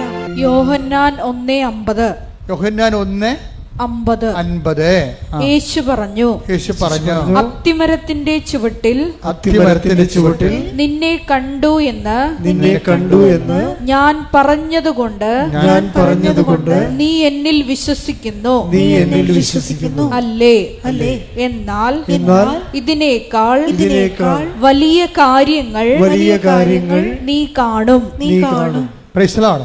അതായത് സ്വർഗീയമായ കാര്യങ്ങളെക്കുറിച്ചാണ് പിന്നീട് സംസാരിക്കുന്നത്. അപ്പോൾ സ്വർഗീയമായ മേഖലയിലെ അതുപോലെ തന്നെ പ്രവചനങ്ങൾ, ദർശനങ്ങൾ, സ്വപ്നങ്ങൾ ഒക്കെ തുടങ്ങിക്കഴിഞ്ഞാൽ നീ ഉടമ്പടിയുടെ രണ്ടാം ഘട്ടത്തിലേക്ക് പ്രവേശിക്കുന്നതിൻ്റെ അർത്ഥം. ഇപ്പോൾ ഒരു മകള് ഇന്നലെ ഒരു സാക്ഷ്യം പറഞ്ഞത്, അവളുടെ കോളേജിൻ്റെ അമ്മ ഉടമ്പടി എടുത്തപ്പോൾ തന്നെ കോളേജിൻ്റെ വാതിക്കൽ മഴവില്ല് തെളിഞ്ഞു നിൽക്കുന്നു. അവൾ ഉടനെ മൊബൈൽ എടുത്തിട്ട് അമ്മയ്ക്ക് അയച്ചു കൊടുത്തു, അമ്മേ ഉടമ്പടി എടുത്തല്ലേ, അമ്മ മഴവില്ലുമായി എൻ്റെ മുമ്പിൽ നിൽക്കണമെന്ന്. അതായത് അടയാളം കണ്ടുകൊണ്ടേയിരിക്കും, വലിയ കാര്യങ്ങൾ ഇങ്ങനെ കണ്ടുകൊണ്ടേയിരിക്കും. അതുകൊണ്ട് ഇപ്പോൾ ബൈബിൾ എപ്പോഴും പറയണത് കാണുന്ന കാര്യങ്ങൾ വളരെ സീരിയസ് ആണ്, അവനെ കേൾക്കുന്ന കാര്യങ്ങളും. ഉടമ്പടിക്ക് രണ്ടുമുണ്ട്. ഉടമ്പടിക്ക് 3 കാര്യങ്ങളുണ്ട്. കാണുന്ന കാര്യങ്ങളുണ്ട്, കേൾക്കുന്ന കാര്യങ്ങളുണ്ട്, പിന്നെ എന്താണ്, ചെയ്യുന്ന കാര്യങ്ങളുണ്ട്. ദൈവവുമായിട്ട് ഇടപെടുന്നതിലെല്ലാം ഈ ഒരു 3 ഘട്ടങ്ങളെയും അഡ്രസ്സ് ചെയ്യേണ്ടി വരും. കാണുന്ന കാര്യങ്ങൾ, കേൾക്കുന്ന കാര്യങ്ങൾ, ചെയ്യുന്ന കാര്യങ്ങൾ. എന്താ കാര്യം വെച്ചാൽ സാക്ഷ്യത്തിൻ്റെ അകത്തെല്ലാം ഇതെല്ലാം സാക്ഷ്യത്തിലേക്ക് നമ്മൾ നയിക്കണമെങ്കിൽ ഈ 3 കാര്യങ്ങളും ഒരുമിച്ച് കൺകർ ചെയ്യേണ്ടി വരും. അപ്പോൾ നിങ്ങളെന്ന് വെച്ചാൽ പ്രാർത്ഥന മാത്രം കൊണ്ടിരുന്ന സാക്ഷ്യം ഉണ്ടാകത്തതെന്നായി പറയണതിൻ്റെ അർത്ഥം പീഡിയ. നിങ്ങൾക്ക് പലർക്കും അബദ്ധം പറ്റണത് ചുമ്മാ ഇത് പ്രാർത്ഥനയാക്കി മാത്രം കളയും. പ്രാർത്ഥനയല്ല, പിന്നെ എന്താണ് അതിൻ്റെ അകത്ത് പ്രവർത്തനങ്ങളുണ്ട്, പ്രഖ്യാപനങ്ങളുണ്ട്. ശ്രുതിയുടെ മക്കളെ യേശുവേ സ്തോത്രം. ഹല്ലേലൂയ. 2 രാജാക്കന്മാർ 2:21 എടുത്ത്. 2 രാജാക്കന്മാർ 2:21. 2 രാജാക്കന്മാർ 2:21. അവൻ ഉറവയ്ക്കടുത്തു ചെന്ന്, അതായത് ഇസ്രായേൽ ജനം വഴിമധ്യേ ഒരു ഉറവയിലെത്തിയപ്പോൾ അത് കുടിച്ചവർക്ക് ഭയങ്കര കയ്പ് തോന്നി. അതാണ് വിഷയം. വഴിയമതി വായിച്ചോളൂ. ഉപ്പ് അതിലിട്ടുകൊണ്ട് പറഞ്ഞു, കർത്താവ് അരുൾ ചെയ്യുന്നു, ഞാൻ ഈ വെള്ളം ശുദ്ധീകരിച്ചിരിക്കുന്നു. ഇനി ഇത് മരണത്തിനോ ഫലശൂന്യതയ്ക്കോ കാരണമാവുകയില്ല. അതായത് ഉപ്പിട്ട് കഴിയുമ്പോൾ എന്ത് പറയും? ഉപ്പിടണത് എന്താണ്? പ്രയോഗമാണ്. ആ പ്രയോഗത്തിൽ തന്നെ പ്രഖ്യാപനം ഇരിപ്പുണ്ട്. എന്താണ്? ഒന്നുകൂടി വായിച്ചേ. അവൻ ഉറവയ്ക്ക് അടുത്ത് ചെന്ന്, വിഷം പിടിച്ച ഉറവയ്ക്ക് അടുത്ത് ചെന്നിട്ട്, വിഷമുള്ള ഉറവയ്ക്ക് അടുത്ത് ചെന്നിട്ട് അവൻ എന്ത് ചെയ്തു? ഉപ്പ് അതിലിട്ടുകൊണ്ട് പറഞ്ഞു, കർത്താവിന്റെ നാമത്തിൽ ഉപ്പിട്ടുകൊണ്ട് പറഞ്ഞു. എന്താണ്? കർത്താവ് അരുൾ ചെയ്യുന്നു, ഞാൻ ഈ വെള്ളം ശുദ്ധീകരിച്ചിരിക്കുന്നു. ഇനി ഇത് മരണത്തിനോ ഫലശൂന്യതയ്ക്കോ കാരണമാവുകയില്ല. അതായത് കർത്താവ് അരുളി ചെയ്യുന്നു, ഇതിന് മരണത്തിന് കാരണമാവുകയില്ല, ഫലശൂന്യതയ്ക്ക് കാരണമാവുകയില്ല എന്ന് പറഞ്ഞാൽ എന്താണ്? ഉപ്പ് ഇടണത് പ്രയോഗവും മരണത്തിന് കാരണമാവുകയില്ല എന്ന് പറയുന്നത് പ്രഖ്യാപനവുമാണ്, ദൈവത്തിലുള്ള പ്രഖ്യാപനവുമാണ്. ഇതുകൊണ്ടാണ് ചില ആൾക്കാരെ പണ്ട് പല കാര്യങ്ങൾ ചെയ്യുമായിരുന്നു. പിന്നെ ആൾക്കാരത് ഓവറായിട്ട് ചെയ്യാൻ തുടങ്ങിയപ്പോഴാണ് ഞങ്ങൾ ഈ പത്രത്തിൻ്റെ കാര്യങ്ങളൊക്കെ ഒന്ന് സബ്സിഡാക്കി കളഞ്ഞത്. പക്ഷേ എന്നാലും ഉപ്പ് ഇപ്പോഴും ഇടുന്നുണ്ട് ആൾക്കാർ. മാവ് പൂത്തില്ലെന്ന് പറഞ്ഞു കഴിഞ്ഞാൽ ഉടനെ കൊണ്ടുപോയി അവർ ഉപ്പിട്ട് വിശ്വാസപ്രമാണം ചെല്ലും. ഇവിടെ ഞങ്ങളെ സംബന്ധിച്ചിടത്തോളം ഇവിടെ ഞങ്ങളെ തിരക്കാനോ പറയാനോ അന്വേഷിക്കാനോ ഞങ്ങളെ റെക്കമെൻഡ് ചെയ്യാനോ ആരുമില്ല എന്ന് പറഞ്ഞാൽ പരീക്ഷ ഹോളിനും ആൾക്കാർ കൊണ്ടുപോയി ഉപ്പ് പ്രയോഗിക്കും. എന്താ കാര്യം? കർത്താവ് അരുളി ചെയ്യുന്നു, എനിക്കിത് തോൽവിക്ക് കാരണമാകുകയില്ല. പ്രഖ്യാപനമാണത്. മനസ്സിലായില്ലേ? അപ്പോൾ ഇങ്ങനെ പക്ഷെ അങ്ങനെ എപ്പോഴും നമ്മൾ ശ്രദ്ധിക്കേണ്ടത്, ദൈവവുമായിട്ട് നമ്മൾ അമീക്കബിൾ റിലേഷനിലേക്ക് വന്നു, നമ്മൾ ദൈവമായിട്ട് ഒരു സംശയമില്ലാത്ത ഒരു ബന്ധം, സംശയമില്ലാത്ത എപ്പോഴും വരണത് ഉടമ്പടിക്ക് വേണ്ട വിശ്വാസം, സംശയമില്ലാത്ത വിശ്വാസം വരണം. പ്രീഡിയ, നിങ്ങൾക്ക് ഉടമ്പടിയിൽ ഈ പ്രഖ്യാപനം ഭരിക്കാത്തതിൻ്റെ കാരണം സംശയത്തിൻ്റെ കണ്ടൻ്റ് ഉള്ളത് കൊണ്ടാണ്. നിങ്ങൾ ഉപ്പൊക്കെ ഇടുകയെ, പക്ഷേ ചിലത് ഭരിക്കത്തില്ല. കാര്യം വെച്ച് കഴിഞ്ഞാൽ അതിൻ്റെ അകത്ത് സംശയത്തിൻ്റെ കണ്ടൻ്റ് ഉള്ളത് കൊണ്ടാണ്.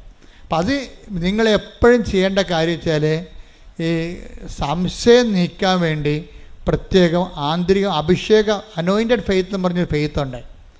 ബൈബിളിൽ വലിയ വിശ്വാസം എന്നൊക്കെ പറയും, പക്ഷേ അനോയിൻറ്റഡ് ഫെയ്ത്താണ്.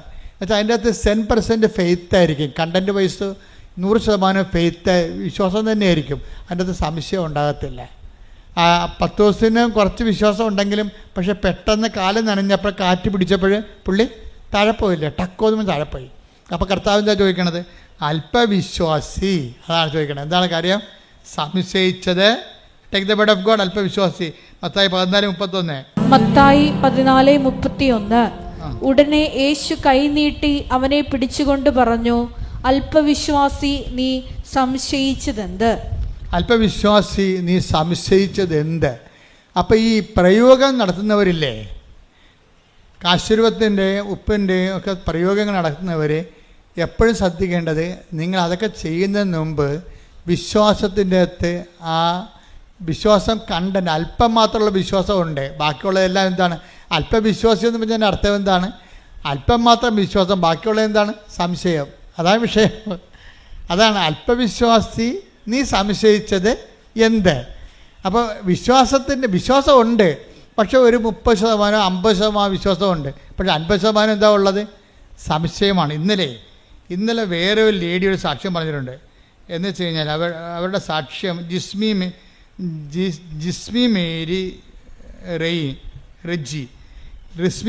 റെജി എന്നുള്ള ഒരു മോള് സാക്ഷ്യം പറഞ്ഞിട്ടുണ്ട്. അവളുടെ സാക്ഷ്യത്തിന് തോന്നിയിരിക്കുന്നത് അവൾക്ക് അവൾ പഠിച്ചത് സൈക്കോളജിയാണ്. പക്ഷെ ഒരു നിമിഷം ഉടമ്പടി എടുത്ത് കഴിഞ്ഞപ്പോൾ അവളുടെ അമ്മ ഉടമ്പടിയിലാണ്. പക്ഷേ സൈക്കോളജിയുടെ ഉപരിപഠനം എടുത്ത് ഡോക്ടറേറ്റ് എടുത്തിട്ട് കോളേജൊക്കെ പഠിപ്പിക്കുക, അല്ലെങ്കിൽ ആ മേഖലയിൽ കൗൺസിലിംഗ് ഒക്കെ ആയിട്ട് പോവുക എന്നുള്ള ഉദ്ദേശമാണ് ഇവിടെ പണ്ട് മുതലെയുള്ള ഇവളുടെ ഒരു ആഗ്രഹമാണ്. പക്ഷേ കുറച്ച് കഴിഞ്ഞപ്പോൾ ഇവൾക്ക് ഒരു പെർപ്ലക്ഷൻ ഉണ്ടായി. എന്ന് വെച്ച് കഴിഞ്ഞാൽ ഞാനിത് കൊണ്ട് ഗതി പിടിക്കുമോ, എൻ്റെ കുടുംബത്തിലെ കടങ്ങൾ പരിഹരിക്കാൻ പറ്റുമോ എന്നൊക്കെ പറഞ്ഞ് അവൾക്ക് ഡൗട്ടായി കഴിഞ്ഞപ്പോൾ അവൾക്ക് പെട്ടെന്ന് ഇവൾ തീരുമാനം എടുത്ത് പറഞ്ഞ് നേഴ്സിംഗ് മറ്റേ പഠിക്കാമെന്ന് പറഞ്ഞു. അപ്പോൾ അമ്മയെ വിളിച്ചപ്പോൾ അമ്മയ്ക്ക് ഭയങ്കര സന്തോഷം. കാര്യം ഇവൾ സൈക്കോളജി എന്ന് പറഞ്ഞ് കെട്ടിച്ചാടിയ കാരണം അമ്മ പിന്നെ ഭയങ്കര സങ്കടപ്പെട്ട് ജീവിക്കുകയാണ്.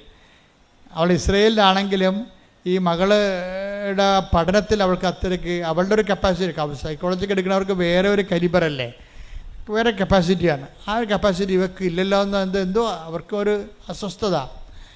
പക്ഷേ ഇവിടെ നേഴ്സിംഗ് എന്ന് പറഞ്ഞപ്പോൾ അമ്മയ്ക്ക് ഇഷ്ടം. അപ്പോൾ അമ്മ പറഞ്ഞു അങ്ങനെയാണെങ്കിൽ ആസ്ട്രേലിയയിൽ പോയി മകളെ എന്ന് പറഞ്ഞു. ആസ്ട്രേലിയയിൽ പോകാൻ പറഞ്ഞു. അപ്പോൾ ആസ്ട്രേലിയയിൽ പോകാൻ നേരത്തെ ഇവളുടെ CV മാർക്ക് ലിസ്റ്റ് അയച്ചു കൊടുത്തു. പക്ഷേ ആദ്യമൊക്കെ ഇവൾ വിചാരിച്ച കോളേജിൽ കിട്ടാൻ വേണ്ടി ഇവൾ ഉടമ്പടി എടുത്തിട്ടുണ്ട്. പക്ഷേ ആ കോളേജിൽ കിട്ടണില്ല. പക്ഷേ പെട്ടെന്ന് ഈ ഉടമ്പടി എടുത്ത് പ്രെയർ തുടങ്ങിയപ്പോൾ തന്നെ ആസ്ട്രേലിയയിൽ നിന്ന് ഇവൾ പറഞ്ഞ കോളേജിൽ നിന്ന് ഇവർക്ക് ഒരു ഓഫർ ലെറ്റർ വന്ന് അത് ഓക്കെ ആയി. പിന്നെ ബാങ്ക് ലോണും ഒക്കെ ഓക്കെ ആയി. പെട്ടെന്ന് ഓക്കെ ആയി കഴിഞ്ഞപ്പോൾ ഇവൾക്ക് പറയണ അത് എൻ്റെ നല്ല മാർക്കാണ്. അപ്പോൾ എനിക്കെൻ്റെ നല്ല മാർക്കുള്ളത് കൊണ്ടാണ് എനിക്ക് ആദ്യം യേശുവ സൂത്രം എന്നൊക്കെ പറഞ്ഞെങ്കിലും പിന്നീട് ഇവിടെ കളം മാറി. അങ്ങനെയാണല്ലോ ഈ പല ആൾക്കാർക്കും സംഭവിക്കുന്നത്. എന്ന് വെച്ച് കഴിഞ്ഞാൽ ഇവരിങ്ങനെ യേശുവ സൂത്രം എന്നൊക്കെ പറയുന്നുണ്ടെങ്കിലും ഇവരുടെ അടിമനസ്സിൽ ഇവർ പറയും ഇത് എൻ്റെ കഴിവ് കൊണ്ടാണെന്ന് പറയും. ഇവർക്ക് അങ്ങനെ സംഭവിച്ചിരുന്നില്ല. ആരാണത്? അവളുടെ അതായത് ജുസ്മേരിക്ക് എന്താ പറയണത്? ഇത് എൻ്റെ മാർക്ക് ഹൈ മാർക്കല്ലേ, എബവ് 90 മാർക്കുണ്ട്, എബവ് 90% മാർക്കുണ്ട്. അപ്പോൾ എൻ്റെ മാർക്ക് കണ്ടിട്ട് അവർ മലന്ന് പോയി കാണും, അതുകൊണ്ടാണ് എനിക്ക് അഡ്മിഷൻ കിട്ടിയെന്ന് പറയുമ്പോൾ എന്ത് പറ്റി? ദൈവം ചെയ്ത് ദൈവം ഞൊട്ടി. കണ്ടാ സംഭവം കണ്ടാ? അപ്പോൾ ഇങ്ങനെ ഉള്ളിലിരിപ്പ് ചില ആൾക്കാർക്കുണ്ട്. ഉള്ളിലിരിപ്പ് നിങ്ങളെ പുറത്ത് ഇങ്ങനെ പ്രാർത്ഥിക്കുമെങ്കിലും നിങ്ങളുടെ ഉള്ളിലിരിപ്പ് നിങ്ങളുടെ കേമത്വം കൊണ്ടാണ് എന്ന് നിങ്ങൾക്ക് തോന്നിയാൽ, അപ്പം നിങ്ങൾക്ക് ചെറുക്കനെ കിട്ടി, ഒരു കല്യാണം പെണ്ണിനെ കിട്ടിയ അതൊക്കെ എൻ്റെ കഴിവും എൻ്റെ സർവീസും എൻ്റെ ശമ്പളവും എൻ്റെ സൗന്ദര്യം കൊണ്ടാണെന്നൊക്കെ പറഞ്ഞ് കുറച്ച് ഉള്ളിൽ നിങ്ങൾ അങ്ങനെ ധരിക്കും. അതോടുകൂടി ഒരു തീരുമാനം ഉണ്ടാകും. എന്താ കാര്യം? പിന്നെ ഈ പേപ്പർ ഡീഡ്ക്ക് ദൈവം മഷിയിട്ടൊക്കെ കാണത്തില്ല. എന്താ കാര്യം? ദൈവത്തിനറിയാം നീ എന്ത് അഭ്യാസം ദൈവത്തെ വെച്ച് നേടിയാലും കുറച്ച് കഴിയുമ്പോൾ അതെല്ലാം നിൻ്റെ ക്രെഡിറ്റിലേക്ക് നീ കൊണ്ടുവരുമെന്ന്. പക്ഷെ ഇത് ഈ ഉടമ്പടിയിൽ ഏറ്റവും വരാൻ പോകുന്നൊരു അപകടമാണത്. നിങ്ങളെ ഒരു വിശ്വാസം നിന്ന് കഴിഞ്ഞാൽ എല്ലാ കാലത്തും ആ വിശ്വാസം കീപ്പ് ചെയ്യണം. അല്ലെങ്കിൽ 6 മാസം കഴിയുമ്പോൾ പണ്ട് കുറുക്കൻ നീലച്ചായത്ത് വീണ പോലെ മഴ പെയ്ത് കഴിയുമ്പോൾ ഭഗവാൻ ലക്ഷണം മാറി പഴയ കുറുക്കനായി വരും. ആദ്യം കൃഷ്ണനാണെന്നൊക്കെ പറഞ്ഞിരിക്കുകയായിരുന്നു, നീലച്ചായത്ത് വീണാണേ. പക്ഷെ പെട്ടെന്ന് മഴ പെയ്യുമെന്ന് ഓർത്തില്ല. അതുപോലെ എന്തെങ്കിലും പ്രയാസം കുറച്ച് കഴിയുമ്പോൾ നിങ്ങൾ മാറി ചിന്തിക്കും, കളം മാറ്റി പിടിക്കും. എന്താണ്? അതിൻ്റെ മാർക്ക് കൊണ്ട് ആണ് ജയിച്ചതെന്ന് പറയും. അതോടുകൂടി പ്രശ്നമായി. എന്താ? അതിനാണ് ഈ അല്പവിശ്വാസം എന്ന് പറയണത്. എന്താ കാര്യം? വിശ്വാസം ഉണ്ട്, പക്ഷേ ഉള്ളിൽ അടിമനസ്സിൽ ഈ ഡീപ്പ് സ്റ്റേറ്റ് എന്ന് പറഞ്ഞ പോലെ ഒരു ഡീപ്പ് പേഴ്സൺ ഉണ്ട്. നീ പുറമേ ഇങ്ങനെ ദൈവമാണ് പ്രാർത്ഥനയെന്നൊക്കെ പറയുമെങ്കിലും നിൻ്റെ ഉള്ളിൽ നീ ചിന്തിക്കും. എന്താ ചിന്തിക്കണത്? എൻ്റെ മാർക്കും സൂപ്പറായിരുന്നല്ല, അങ്ങനെയുണ്ട് പരിപാടി, എൻ്റെ മാർക്കും സൂപ്പറായിരുന്നല്ല. ഇങ്ങനെ ഒരു സമയത്ത് ചിന്തിച്ചാൽ പിന്നെ ഒരിക്കലും നിനക്ക് അനുദപിക്കാതെ ഇനി ദൈവത്തിലേക്ക് വരാൻ പറ്റത്തില്ല. കാര്യം എന്താണ്? നീ ദൈവത്തിന് പിടികൊടുത്തു. ഒന്നാമത്തെ ലോക ഇഡിയറ്റാണ് നീ. ബസ് സ്റ്റാൻഡെന്ന് വിളിക്കാത്തത് ബലിപീഠമായതുകൊണ്ടാണ് വിളിക്കാത്തത്. എന്നുവെച്ചാൽ പ്രശ്നം വെച്ച് കഴിഞ്ഞാൽ ലോകം ഇടിയിട്ടാണ്. എന്താ കാര്യം വെച്ച് കഴിഞ്ഞാൽ നിനക്ക് കിട്ടിയ അനുഗ്രഹങ്ങൾ ഏതെങ്കിലും ഒരു സാഹചര്യത്തിൽ കൂട്ടുകാരാ വല്ലതൊക്കെ വായി നോക്കിക്കളാ പറഞ്ഞു കഴിഞ്ഞാൽ ഉടനെ നീ കള്ളന്മാർ ചവിട്ടും. അതെൻ്റെ കഴിവ് കൊണ്ടാണ്. പിന്നെ പ്രാർത്ഥന, നിൻ്റെ കഴിവില്ലേ, നിനക്ക് ഇത്രയും മാർക്ക് ആർക്കുണ്ട് എന്നൊക്കെ ചോദിച്ചു കഴിയുമ്പോൾ നീ ഫ്ലാറ്റാവും അതോടുകൂടി. പക്ഷേ ഇവള് ഇങ്ങനെ പറഞ്ഞ് വിശ്വാസത്തിൽ അപ്പം ഡൗൺ ആയി കഴിഞ്ഞപ്പോൾ വേറൊരു കൂട്ടുകാരത്തെ കണ്ട്. അപ്പോൾ പറഞ്ഞു, എടി നീ നിൻ്റെ കാര്യം എന്തായി? എനിക്ക് ആസ്ട്രേലിയ ഇന്ന കോളേജിൽ കിട്ടി. അയ്യോ കിട്ടിയാ? എങ്ങനെ കിട്ടി? എപ്പോൾ കിട്ടി? ഇന്നലെ കിട്ടി. ഇന്നലെ കിട്ടിയാ? ഇന്നലെ കിട്ടി? എന്താണ്? ഇല്ല കിട്ടിയില്ല എനിക്ക് കിട്ടിയല്ല. അത് പേപ്പർ കാണിച്ച്. അപ്പോൾ ഇവർ തലക്കൈ വെക്കണം. എന്താ പ്രശ്നം വെച്ചാൽ കഴിഞ്ഞ ആഴ്ചയിൽ അഡ്മിഷൻ ക്ലോസ് ചെയ്തായിരുന്നു ആ കോളേജിൽ. ഇവർക്ക് പണി കിട്ടണ വരെ കണ്ടില്ലേ? ദൈവം വിടത്തില്ല, നിന്നെ പുറകെ നടക്കുകയാണ് ഈ പിശാചിൻ്റെ പുറകെ. എന്താ കാര്യം? നീ നിൻ്റെ കഴിവ് കൊണ്ടാണ്, മാർക്ക് കിട്ടിയത് കൊണ്ടാണ് അവിടെ ജയിച്ചതെന്ന് പറഞ്ഞു പോയില്ലേ? അപ്പോൾ ഇനി നിന്നെ കറക്റ്റ് കാര്യം പറഞ്ഞു തരേണ്ട ദൈവത്തിൻ്റെ ചുമതലയല്ലേ? അപ്പോൾ ഒരു കൂട്ടുകാരത്തെ വിട്ടിരിക്കുകയാണ്. കൂട്ടുകാരത്തെ വിട്ടിയപ്പോൾ അപ്പോൾ കഴിഞ്ഞ ആഴ്ചയിൽ അത് പൂർത്തിയതാണ്, അവിടുത്തെ അഡ്മിഷൻ ക്ലോസ് ചെയ്തതാണ്. പിന്നെ എനിക്ക് ഇന്നലെ കിട്ടി. അപ്പോഴാണ് ഇവർക്ക് വിഷമമായി, അനുതാപമായത്. ആ അനുതാപം എന്നെ വഴി കണ്ടില്ലേ? അനുതാപം അനുഭവത്തിൻ്റെ വരത്തുള്ളൂ. അപ്പോൾ അനുതാപം വന്നു. അപ്പോൾ അവൾ സോറി പറഞ്ഞു. അവൻ സാക്ഷ്യം ഉടനെ പറഞ്ഞു. സാക്ഷ്യം പറയരുതെന്നും പറഞ്ഞാൽ ഉടമ്പടി എടുത്തത്. പക്ഷേ ഇപ്പോൾ അവൾ സാക്ഷ്യം പറഞ്ഞു. എന്താ കാര്യം? അനുഭവം അത്തരമാണ്. കാര്യം എന്താണ്? ക്ലോസായി പോയ അഡ്മിഷന് ഇവക്ക് വേണ്ടി മാത്രം മാതാവ് പുതിയ അഡ്മിഷൻ ചെയ്ത് കൊടുത്തിരിക്കുകയാണ് ആസ്ട്രേലിയയിൽ. കൈയടിച്ച് ശ്രദ്ധിക്കട്ടെ. ഹല്ലേലൂയ, ഹല്ലേലൂയ, ഹല്ലേലൂയ, ഹല്ലേലൂയ. ഞങ്ങളുടെ യോഗ്യത നോക്കാതെ, കുറവുകൾ നോക്കാതെ നമ്മുടെ വഴി ഞങ്ങളെ അനുഗ്രഹിക്കുന്ന അവിടുത്തെ കാരുണ്യത്തിന് നന്ദി പറയുന്നു. ഹല്ലേലൂയ. കറക്റ്റ് ചെയ്യാൻ നോക്കണം. എപ്പോഴും സംശയം, അതായത് നമ്മളുടെ സംശയം വരുന്നത് കൊണ്ടാണ് ഇത് കുറച്ച് കഴിയുമ്പോൾ കളം മാറ്റി ചിന്തിക്കുകയും നിങ്ങളുടെ ക്രെഡിറ്റിലേക്ക് ഈ സംഭവം കൊണ്ടുവരികയും ചെയ്യണത്. ദൈവം ഒരിക്കലും ഇങ്ങനെ നൽകിയ അനുഗ്രഹം എപ്പോഴും നോട്ട് ബൈ മെറിറ്റിലേക്ക് നൽകണത്. അതാണ് പ്രശ്നം. ഈ സംശയം വരുമ്പോൾ ഉണ്ടാകുന്ന പ്രശ്നം, ദൈവം നിങ്ങൾക്ക് എന്തെങ്കിലും തരണമെങ്കിൽ സ്വാഭാവികമായിട്ട് കിട്ടാത്ത കാര്യങ്ങളാണ് ദൈവം തരണത്. ദൈവം അല്ല, ദൈവത്തിൻ്റെ കൃപ കൊണ്ടായിട്ട് അവർക്ക് തരണത്. പക്ഷെ അത് കുറച്ച് കഴിയുമ്പോൾ നിങ്ങളുടെ കഴിവ് കൊണ്ടാണ് നിങ്ങൾ പറഞ്ഞു കഴിഞ്ഞാൽ ഉടമ്പടിക്കെതിരായ പാപമായിട്ട് മാറും. അത് പരിശുദ്ധാത്മാവിനെതിരായ പാപം പോലെ പറഞ്ഞ പോലെ ഉടമ്പടിക്കെതിരായ ചില അച്ഛന്മാർ ചോദിക്കും, ഉടമ്പടിക്കെതിരായ പാപങ്ങളോ? എന്നാ ഉടമ്പടി? ആരുടമ്പടി എടുത്തു? എന്ത് പാപം എന്നൊക്കെ ചോദിക്കും. അച്ഛന്മാർ ഇവരൊക്കെ അറിയാൻ പറ്റാതെ പറയണതാണ്. ഉടമ്പടി എടുത്ത് ദൈവത്തോട് നമ്മൾ ഉടമ്പടി ചെയ്ത് കഴിഞ്ഞാൽ ഇതുപോലെ സംശയങ്ങൾ വരികയും ദൈവത്തിൻ്റെ അനുഗ്രഹം കൈപ്പറ്റുകയും അതേസമയം തന്നെ നിനക്ക് നോട്ട് ബൈ മെറിറ്റ്, നിൻ്റെ കഴിവല്ലാതെ ദൈവത്തിൻ്റെ കൃപ കൊണ്ട് നിനക്കൊരു ആനുകൂല്യം കിട്ടിയിട്ട് പിന്നീട് കളം മാറ്റി ചവിട്ടി അത് നിൻ്റെ കഴിവ് കൊണ്ടാണെന്ന് പറഞ്ഞാൽ അത് ഉടമ്പടിക്കെതിരായ പാപമായി മാറും. അങ്ങനെ ഉടമ്പടിക്കെതിരായ പാപങ്ങൾ ശരിക്കും പറഞ്ഞാൽ ഏറ്റുപറഞ്ഞ് കുമ്പസാരിക്കേണ്ടതാണ്. കാര്യം നിങ്ങൾ ചെയ്തിരിക്കുന്നത് ജോസഫച്ചനോടല്ല ഉടമ്പടി ചെയ്തിരിക്കുന്നത്. ആരുമായിട്ടാണ്? പരിശുദ്ധ അമ്മ വഴി ഈശോട് ചെയ്ത ഉടമ്പടിയാണ്.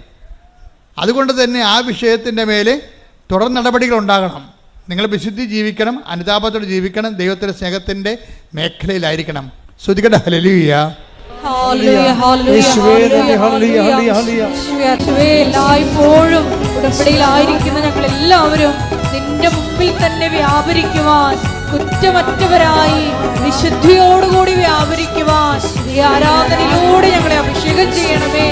മനുഷ്യരിൽ ആശ്രയിക്കുന്നതിനേക്കാൾ കർത്താവിൽ ആശ്രയിക്കുന്നത് നല്ലത് എന്ന തിരുവചന വെളിപാടിലൂടെ ഈശോയെ നിന്നിൽ മാത്രം ആശ്രയം വെച്ച് ജീവിതത്തെ പുനഃക്രമീകരിക്കുവാൻ ഈ ആരാധനയിലൂടെ ഞങ്ങൾ അഭിഷേകം ചെയ്യും.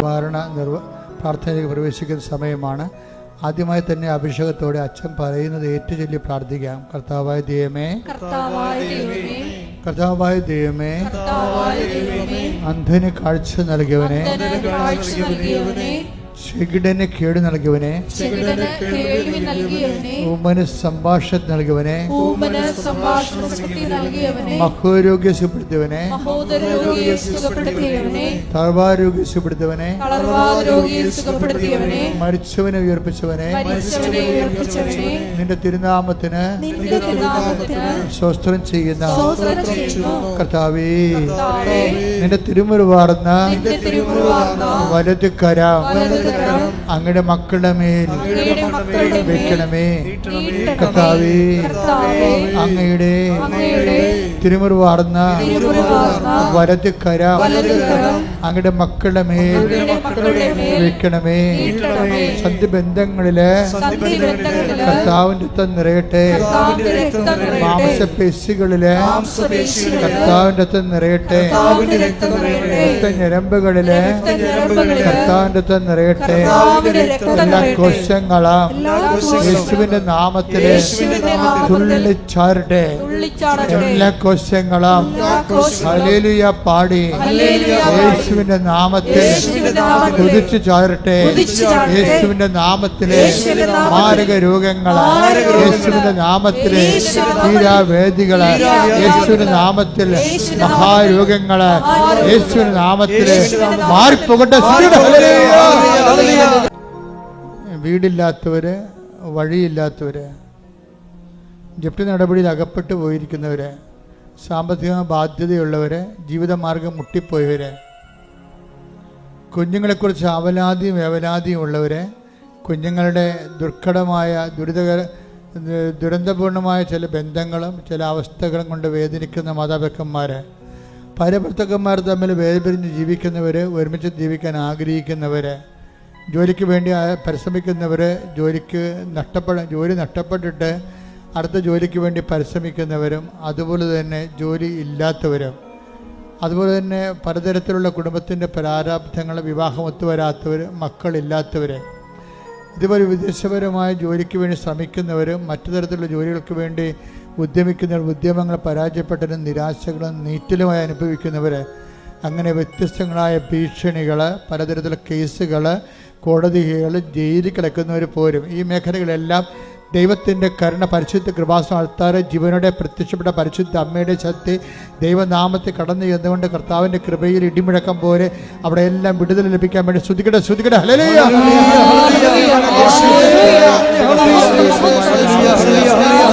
അധികാരത്തിൽ അടയാളത്തിൽ ദൈവത്തിൻ്റെ ശക്തിയാൽ, ദൈവത്തിൻ്റെ ജീവിത ദുരിതങ്ങൾ, ജീവിത തടസ്സങ്ങൾ, മാർഗ തടസ്സങ്ങൾ യേശുവിന്റെ നാമത്തിൽ മാറിപ്പോകട്ടെ.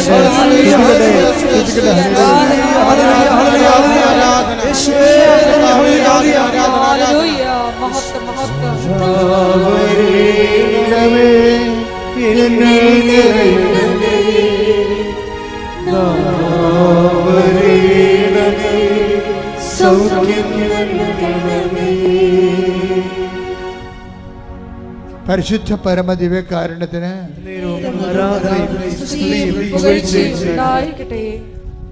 എൻ്റെ പ്രിയപ്പെട്ടവരെ, വ്യക്തിപരമായ ആവശ്യങ്ങൾക്ക് വേണ്ടി പ്രാർത്ഥിക്കാനായി മുട്ടേ നിൽക്കുക.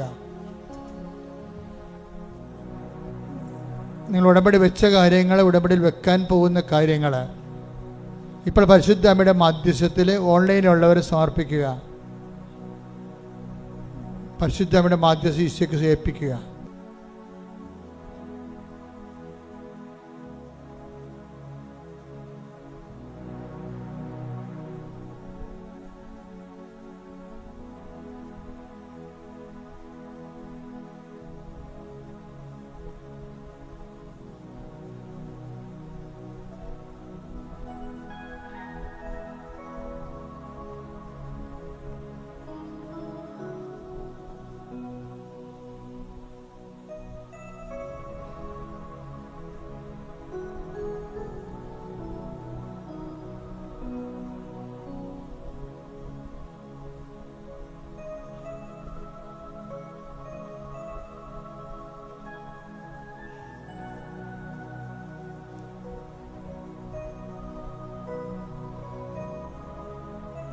ഒരിക്കൽ കൂടി മരിയനോട് ഉടമ്പടിയിൽ സമർപ്പിച്ചിരിക്കുന്ന എല്ലാ വിഷയങ്ങളും ദൈവമാതാവിൻ്റെ മധ്യസ്ഥയിലെ ദിവ്യകാരുണ്യ സന്നിധിയിൽ സമർപ്പിച്ച് നമുക്കൊരു നിമിഷം മൗനമായിട്ട് പ്രാർത്ഥിക്കാം.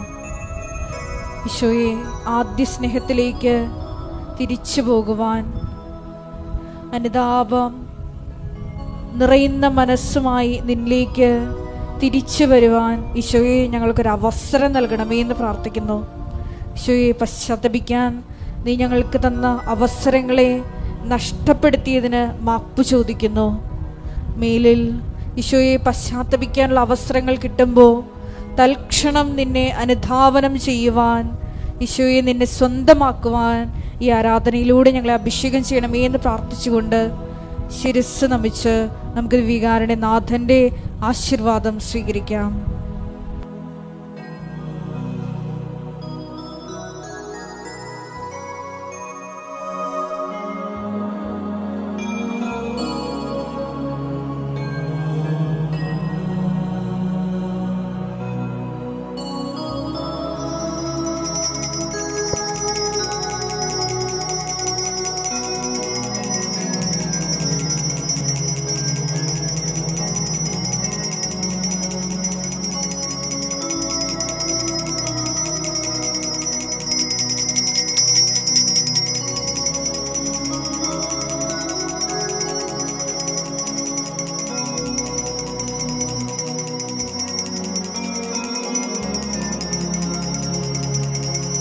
ഒരുമിച്ചാണ് പ്രത്യക്ഷീകരണ പ്രാർത്ഥന ചൊല്ലുന്നത്.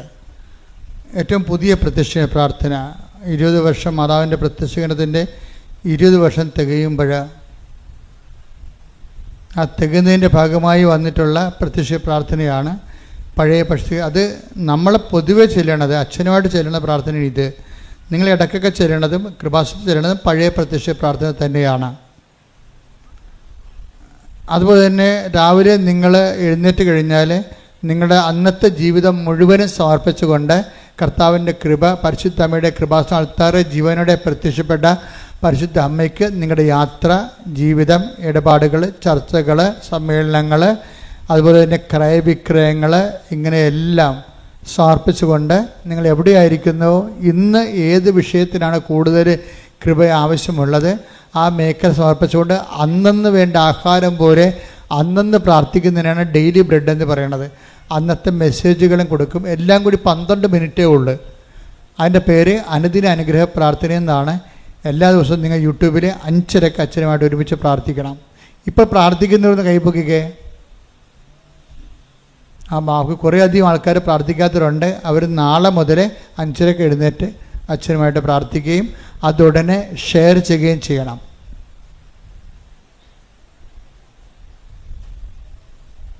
അച്ഛനെ കാണാൻ ആഗ്രഹിക്കുന്നവർ എപ്പോഴും ശ്രദ്ധിക്കണം. അച്ഛൻ ഇടയ്ക്കൊക്കെ വല്ലതും പുറത്തേക്ക് പോകുന്നതാണ്. അപ്പോഴും നിങ്ങൾ അച്ഛനെ തന്നെ കാണണം നിർബന്ധമുള്ള ആൾക്കാർ, ചില രോഗികൾ, ചില ഗുരുതരമായ വിഷയങ്ങളുള്ളവർ, അവരുടനെ വിളിച്ച് ചോദിക്കണം, അച്ഛൻ ഇന്ന ദിവസം വരാൻ ആഗ്രഹിക്കുന്നു, എന്ന് വന്നാൽ കാണാൻ പറ്റും ചോദിക്കണം. അപ്പോൾ നിങ്ങളുടെ കയ്യിൽ ഉണ്ടാകേണ്ടത് 9447085400 നമ്പർ. 9847085400 നമ്പർ. ആ നമ്പറിൽ വിളിച്ച് ചോദിക്കണം. ചിലപ്പോൾ കുറച്ച് നേരം വിളിച്ചാലേ കിട്ടത്തുള്ളായിരിക്കും, എന്നാലും വിളിച്ച് ചോദിക്കണം. കാര്യം ഇവിടെ വന്നിട്ട് അച്ഛനില്ല, അയ്യോ അച്ഛനില്ല എന്നൊക്കെ പറഞ്ഞിട്ട് കാര്യമില്ല. ഞാൻ മിക്കവാറും ഇവിടെ ഉണ്ടാകും, പക്ഷെ ചില ദിവസങ്ങൾ ചിലപ്പോൾ പുറത്ത് പോകുമായിരിക്കും. ഞായറാഴ്ച വ്യാഴാഴ്ച അച്ഛൻ ആൾക്കാരെ കാണാത്ത ദിവസങ്ങളുള്ളത്, ബാക്കി എല്ലാ ദിവസവും ഇവിടെ ഉണ്ടെങ്കിൽ കാണും. അതുകൊണ്ട് പ്രത്യേകം ശ്രദ്ധിക്കണം. ചില സമയത്ത് ചില എമർജൻസി കോള് ഇപ്പോൾ വരുമ്പോൾ ചിലപ്പോൾ അത്യാവശ്യം അത് ഒഴിച്ചു മാറ്റാൻ പറ്റാത്ത കാര്യങ്ങൾ, മരണമോ അതുപോലെ പെട്ടെന്ന് അടക്കമോ എല്ലൊക്കെ വന്നാൽ ചിലപ്പോൾ അച്ഛൻ പോയിട്ട് ഉടനെ തിരിച്ചു വരും. പുറത്തുള്ള പരിപാടിയൊന്നും എടുക്കത്തില്ല, ജില്ലയിൽ തന്നെ ഓടി വരാൻ പറ്റിയതേ എടുക്കത്തുള്ളൂ. പക്ഷെ എന്നാലും നിങ്ങൾ പുറത്ത് വിട്ടു പോയിട്ടുണ്ടെങ്കിൽ അത് അറിയാൻ വേണ്ടി വിളിച്ച് ചോദിക്കണം. അപ്പോൾ നിങ്ങൾ വരുമ്പോൾ അച്ഛനെ കാണുമെന്ന് നിർബന്ധം ഉണ്ടെങ്കിൽ നിങ്ങളുടെ കയ്യിൽ ഉടമ്പടി പുതുക്കിയ പേപ്പർ ഉണ്ടാകണം. പിന്നെ എന്ത് വിഷയമാണ് അച്ഛനോട് സംസാരിക്കാൻ ഉദ്ദേശിക്കുന്നത് ആ കാര്യത്തിൻ്റെ രേഖ ഉണ്ടാകണം.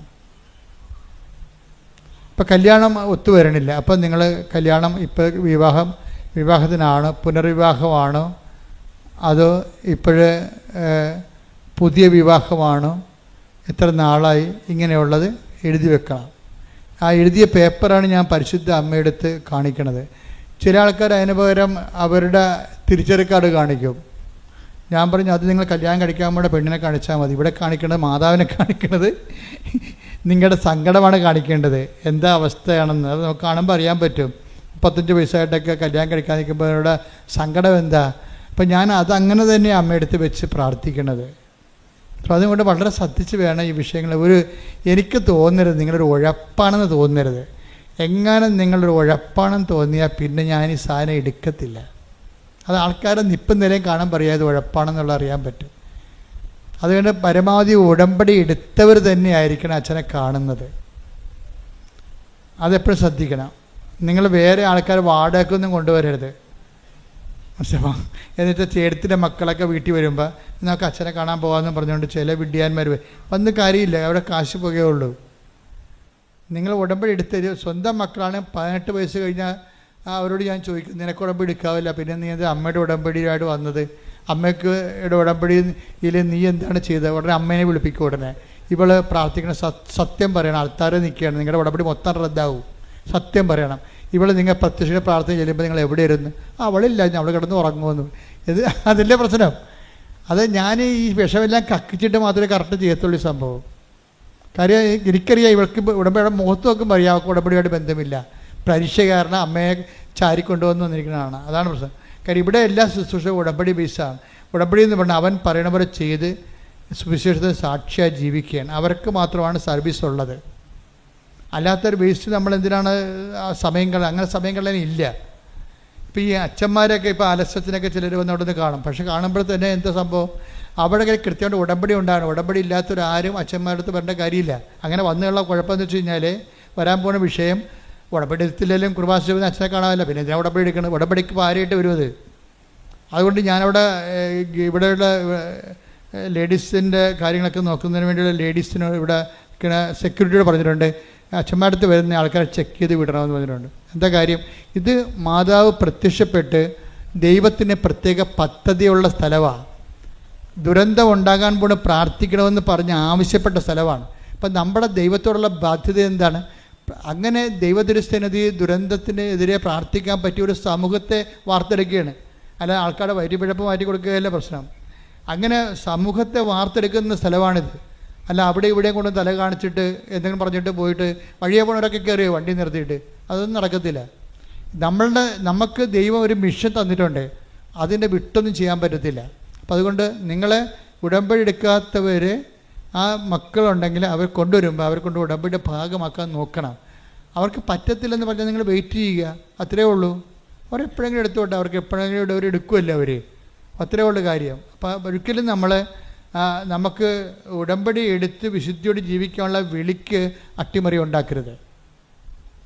ചിലപ്പോൾ നമ്മളെ ചിലപ്പോൾ പറയൂ,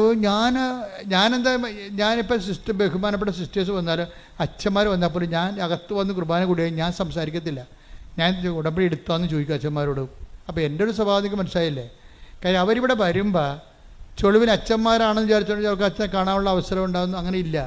അവർ ഉടമ്പടി എടുക്കണം അച്ഛന്മാരായാലും. എടുത്തിട്ട് പിന്നീട് അവരുടെ വിഷയം സീരിയസ് ആണെങ്കിൽ തീർച്ചയായിട്ടും അവരെ കണ്ട് സംസാരിക്കും. അത്രേ ഉള്ളൂ. അപ്പം അത്രയും സീരിയസ് ആണ് വിഷയം. കാര്യം അമ്മ എന്നോടാണ് പറഞ്ഞിരിക്കണത് എന്താണ്, ദുരന്തം ഉണ്ടാകുമ്പോൾ പ്രാർത്ഥിക്കണമെന്ന്. അപ്പം ഞാൻ നടത്തുന്ന ധ്യാന കേന്ദ്രത്തിൽ അമ്മ എന്ത് പറഞ്ഞോ അത് ചെയ്യാനേ ബാധ്യതയുള്ളൂ. ആ ബാധ്യത അനുസരിച്ചുകൊണ്ട് ദുരന്തം ഉണ്ടാകുമ്പോൾ പ്രാർത്ഥിക്കണമെന്ന് പറഞ്ഞപ്പോൾ അതിന് ദൈവത്തോട് പ്രാർത്ഥിക്കാൻ പറ്റിയ ആൾക്കാർ കപ്പാസിറ്റി ഉള്ളവരുണ്ടാകണം. അതിന് ദൈവമായിട്ട് ഉടമ്പടി ചെയ്ത് ജീവിക്കുന്നവരാണ് ഒരു സമൂഹത്തെ നമ്മൾ ഉപയോഗിക്കുകയാണ് ആ ഒരു മിഷന് വേണ്ടി. അതാണ് വിഷയം. അല്ലാതെ പല ധ്യാനകേന്ദ്രങ്ങളെ പോലൊരു ധ്യാനകേന്ദ്രമല്ല ഇത്. അപ്പം ഇത് നിങ്ങൾ മനസ്സിലാക്കിയിട്ട് വേണം ഉടമ്പടിയിൽ ഇരിക്കുന്നവരും അടിക്കടി ദൈവത്തിൻ്റെ കൃപയിൽ വളരാൻ വേണ്ടി ബോധപൂർവ്വം ശ്രമിക്കേണ്ടതാണ്. പ്രത്യേകം ഓർപ്പിക്കുകയാണ്.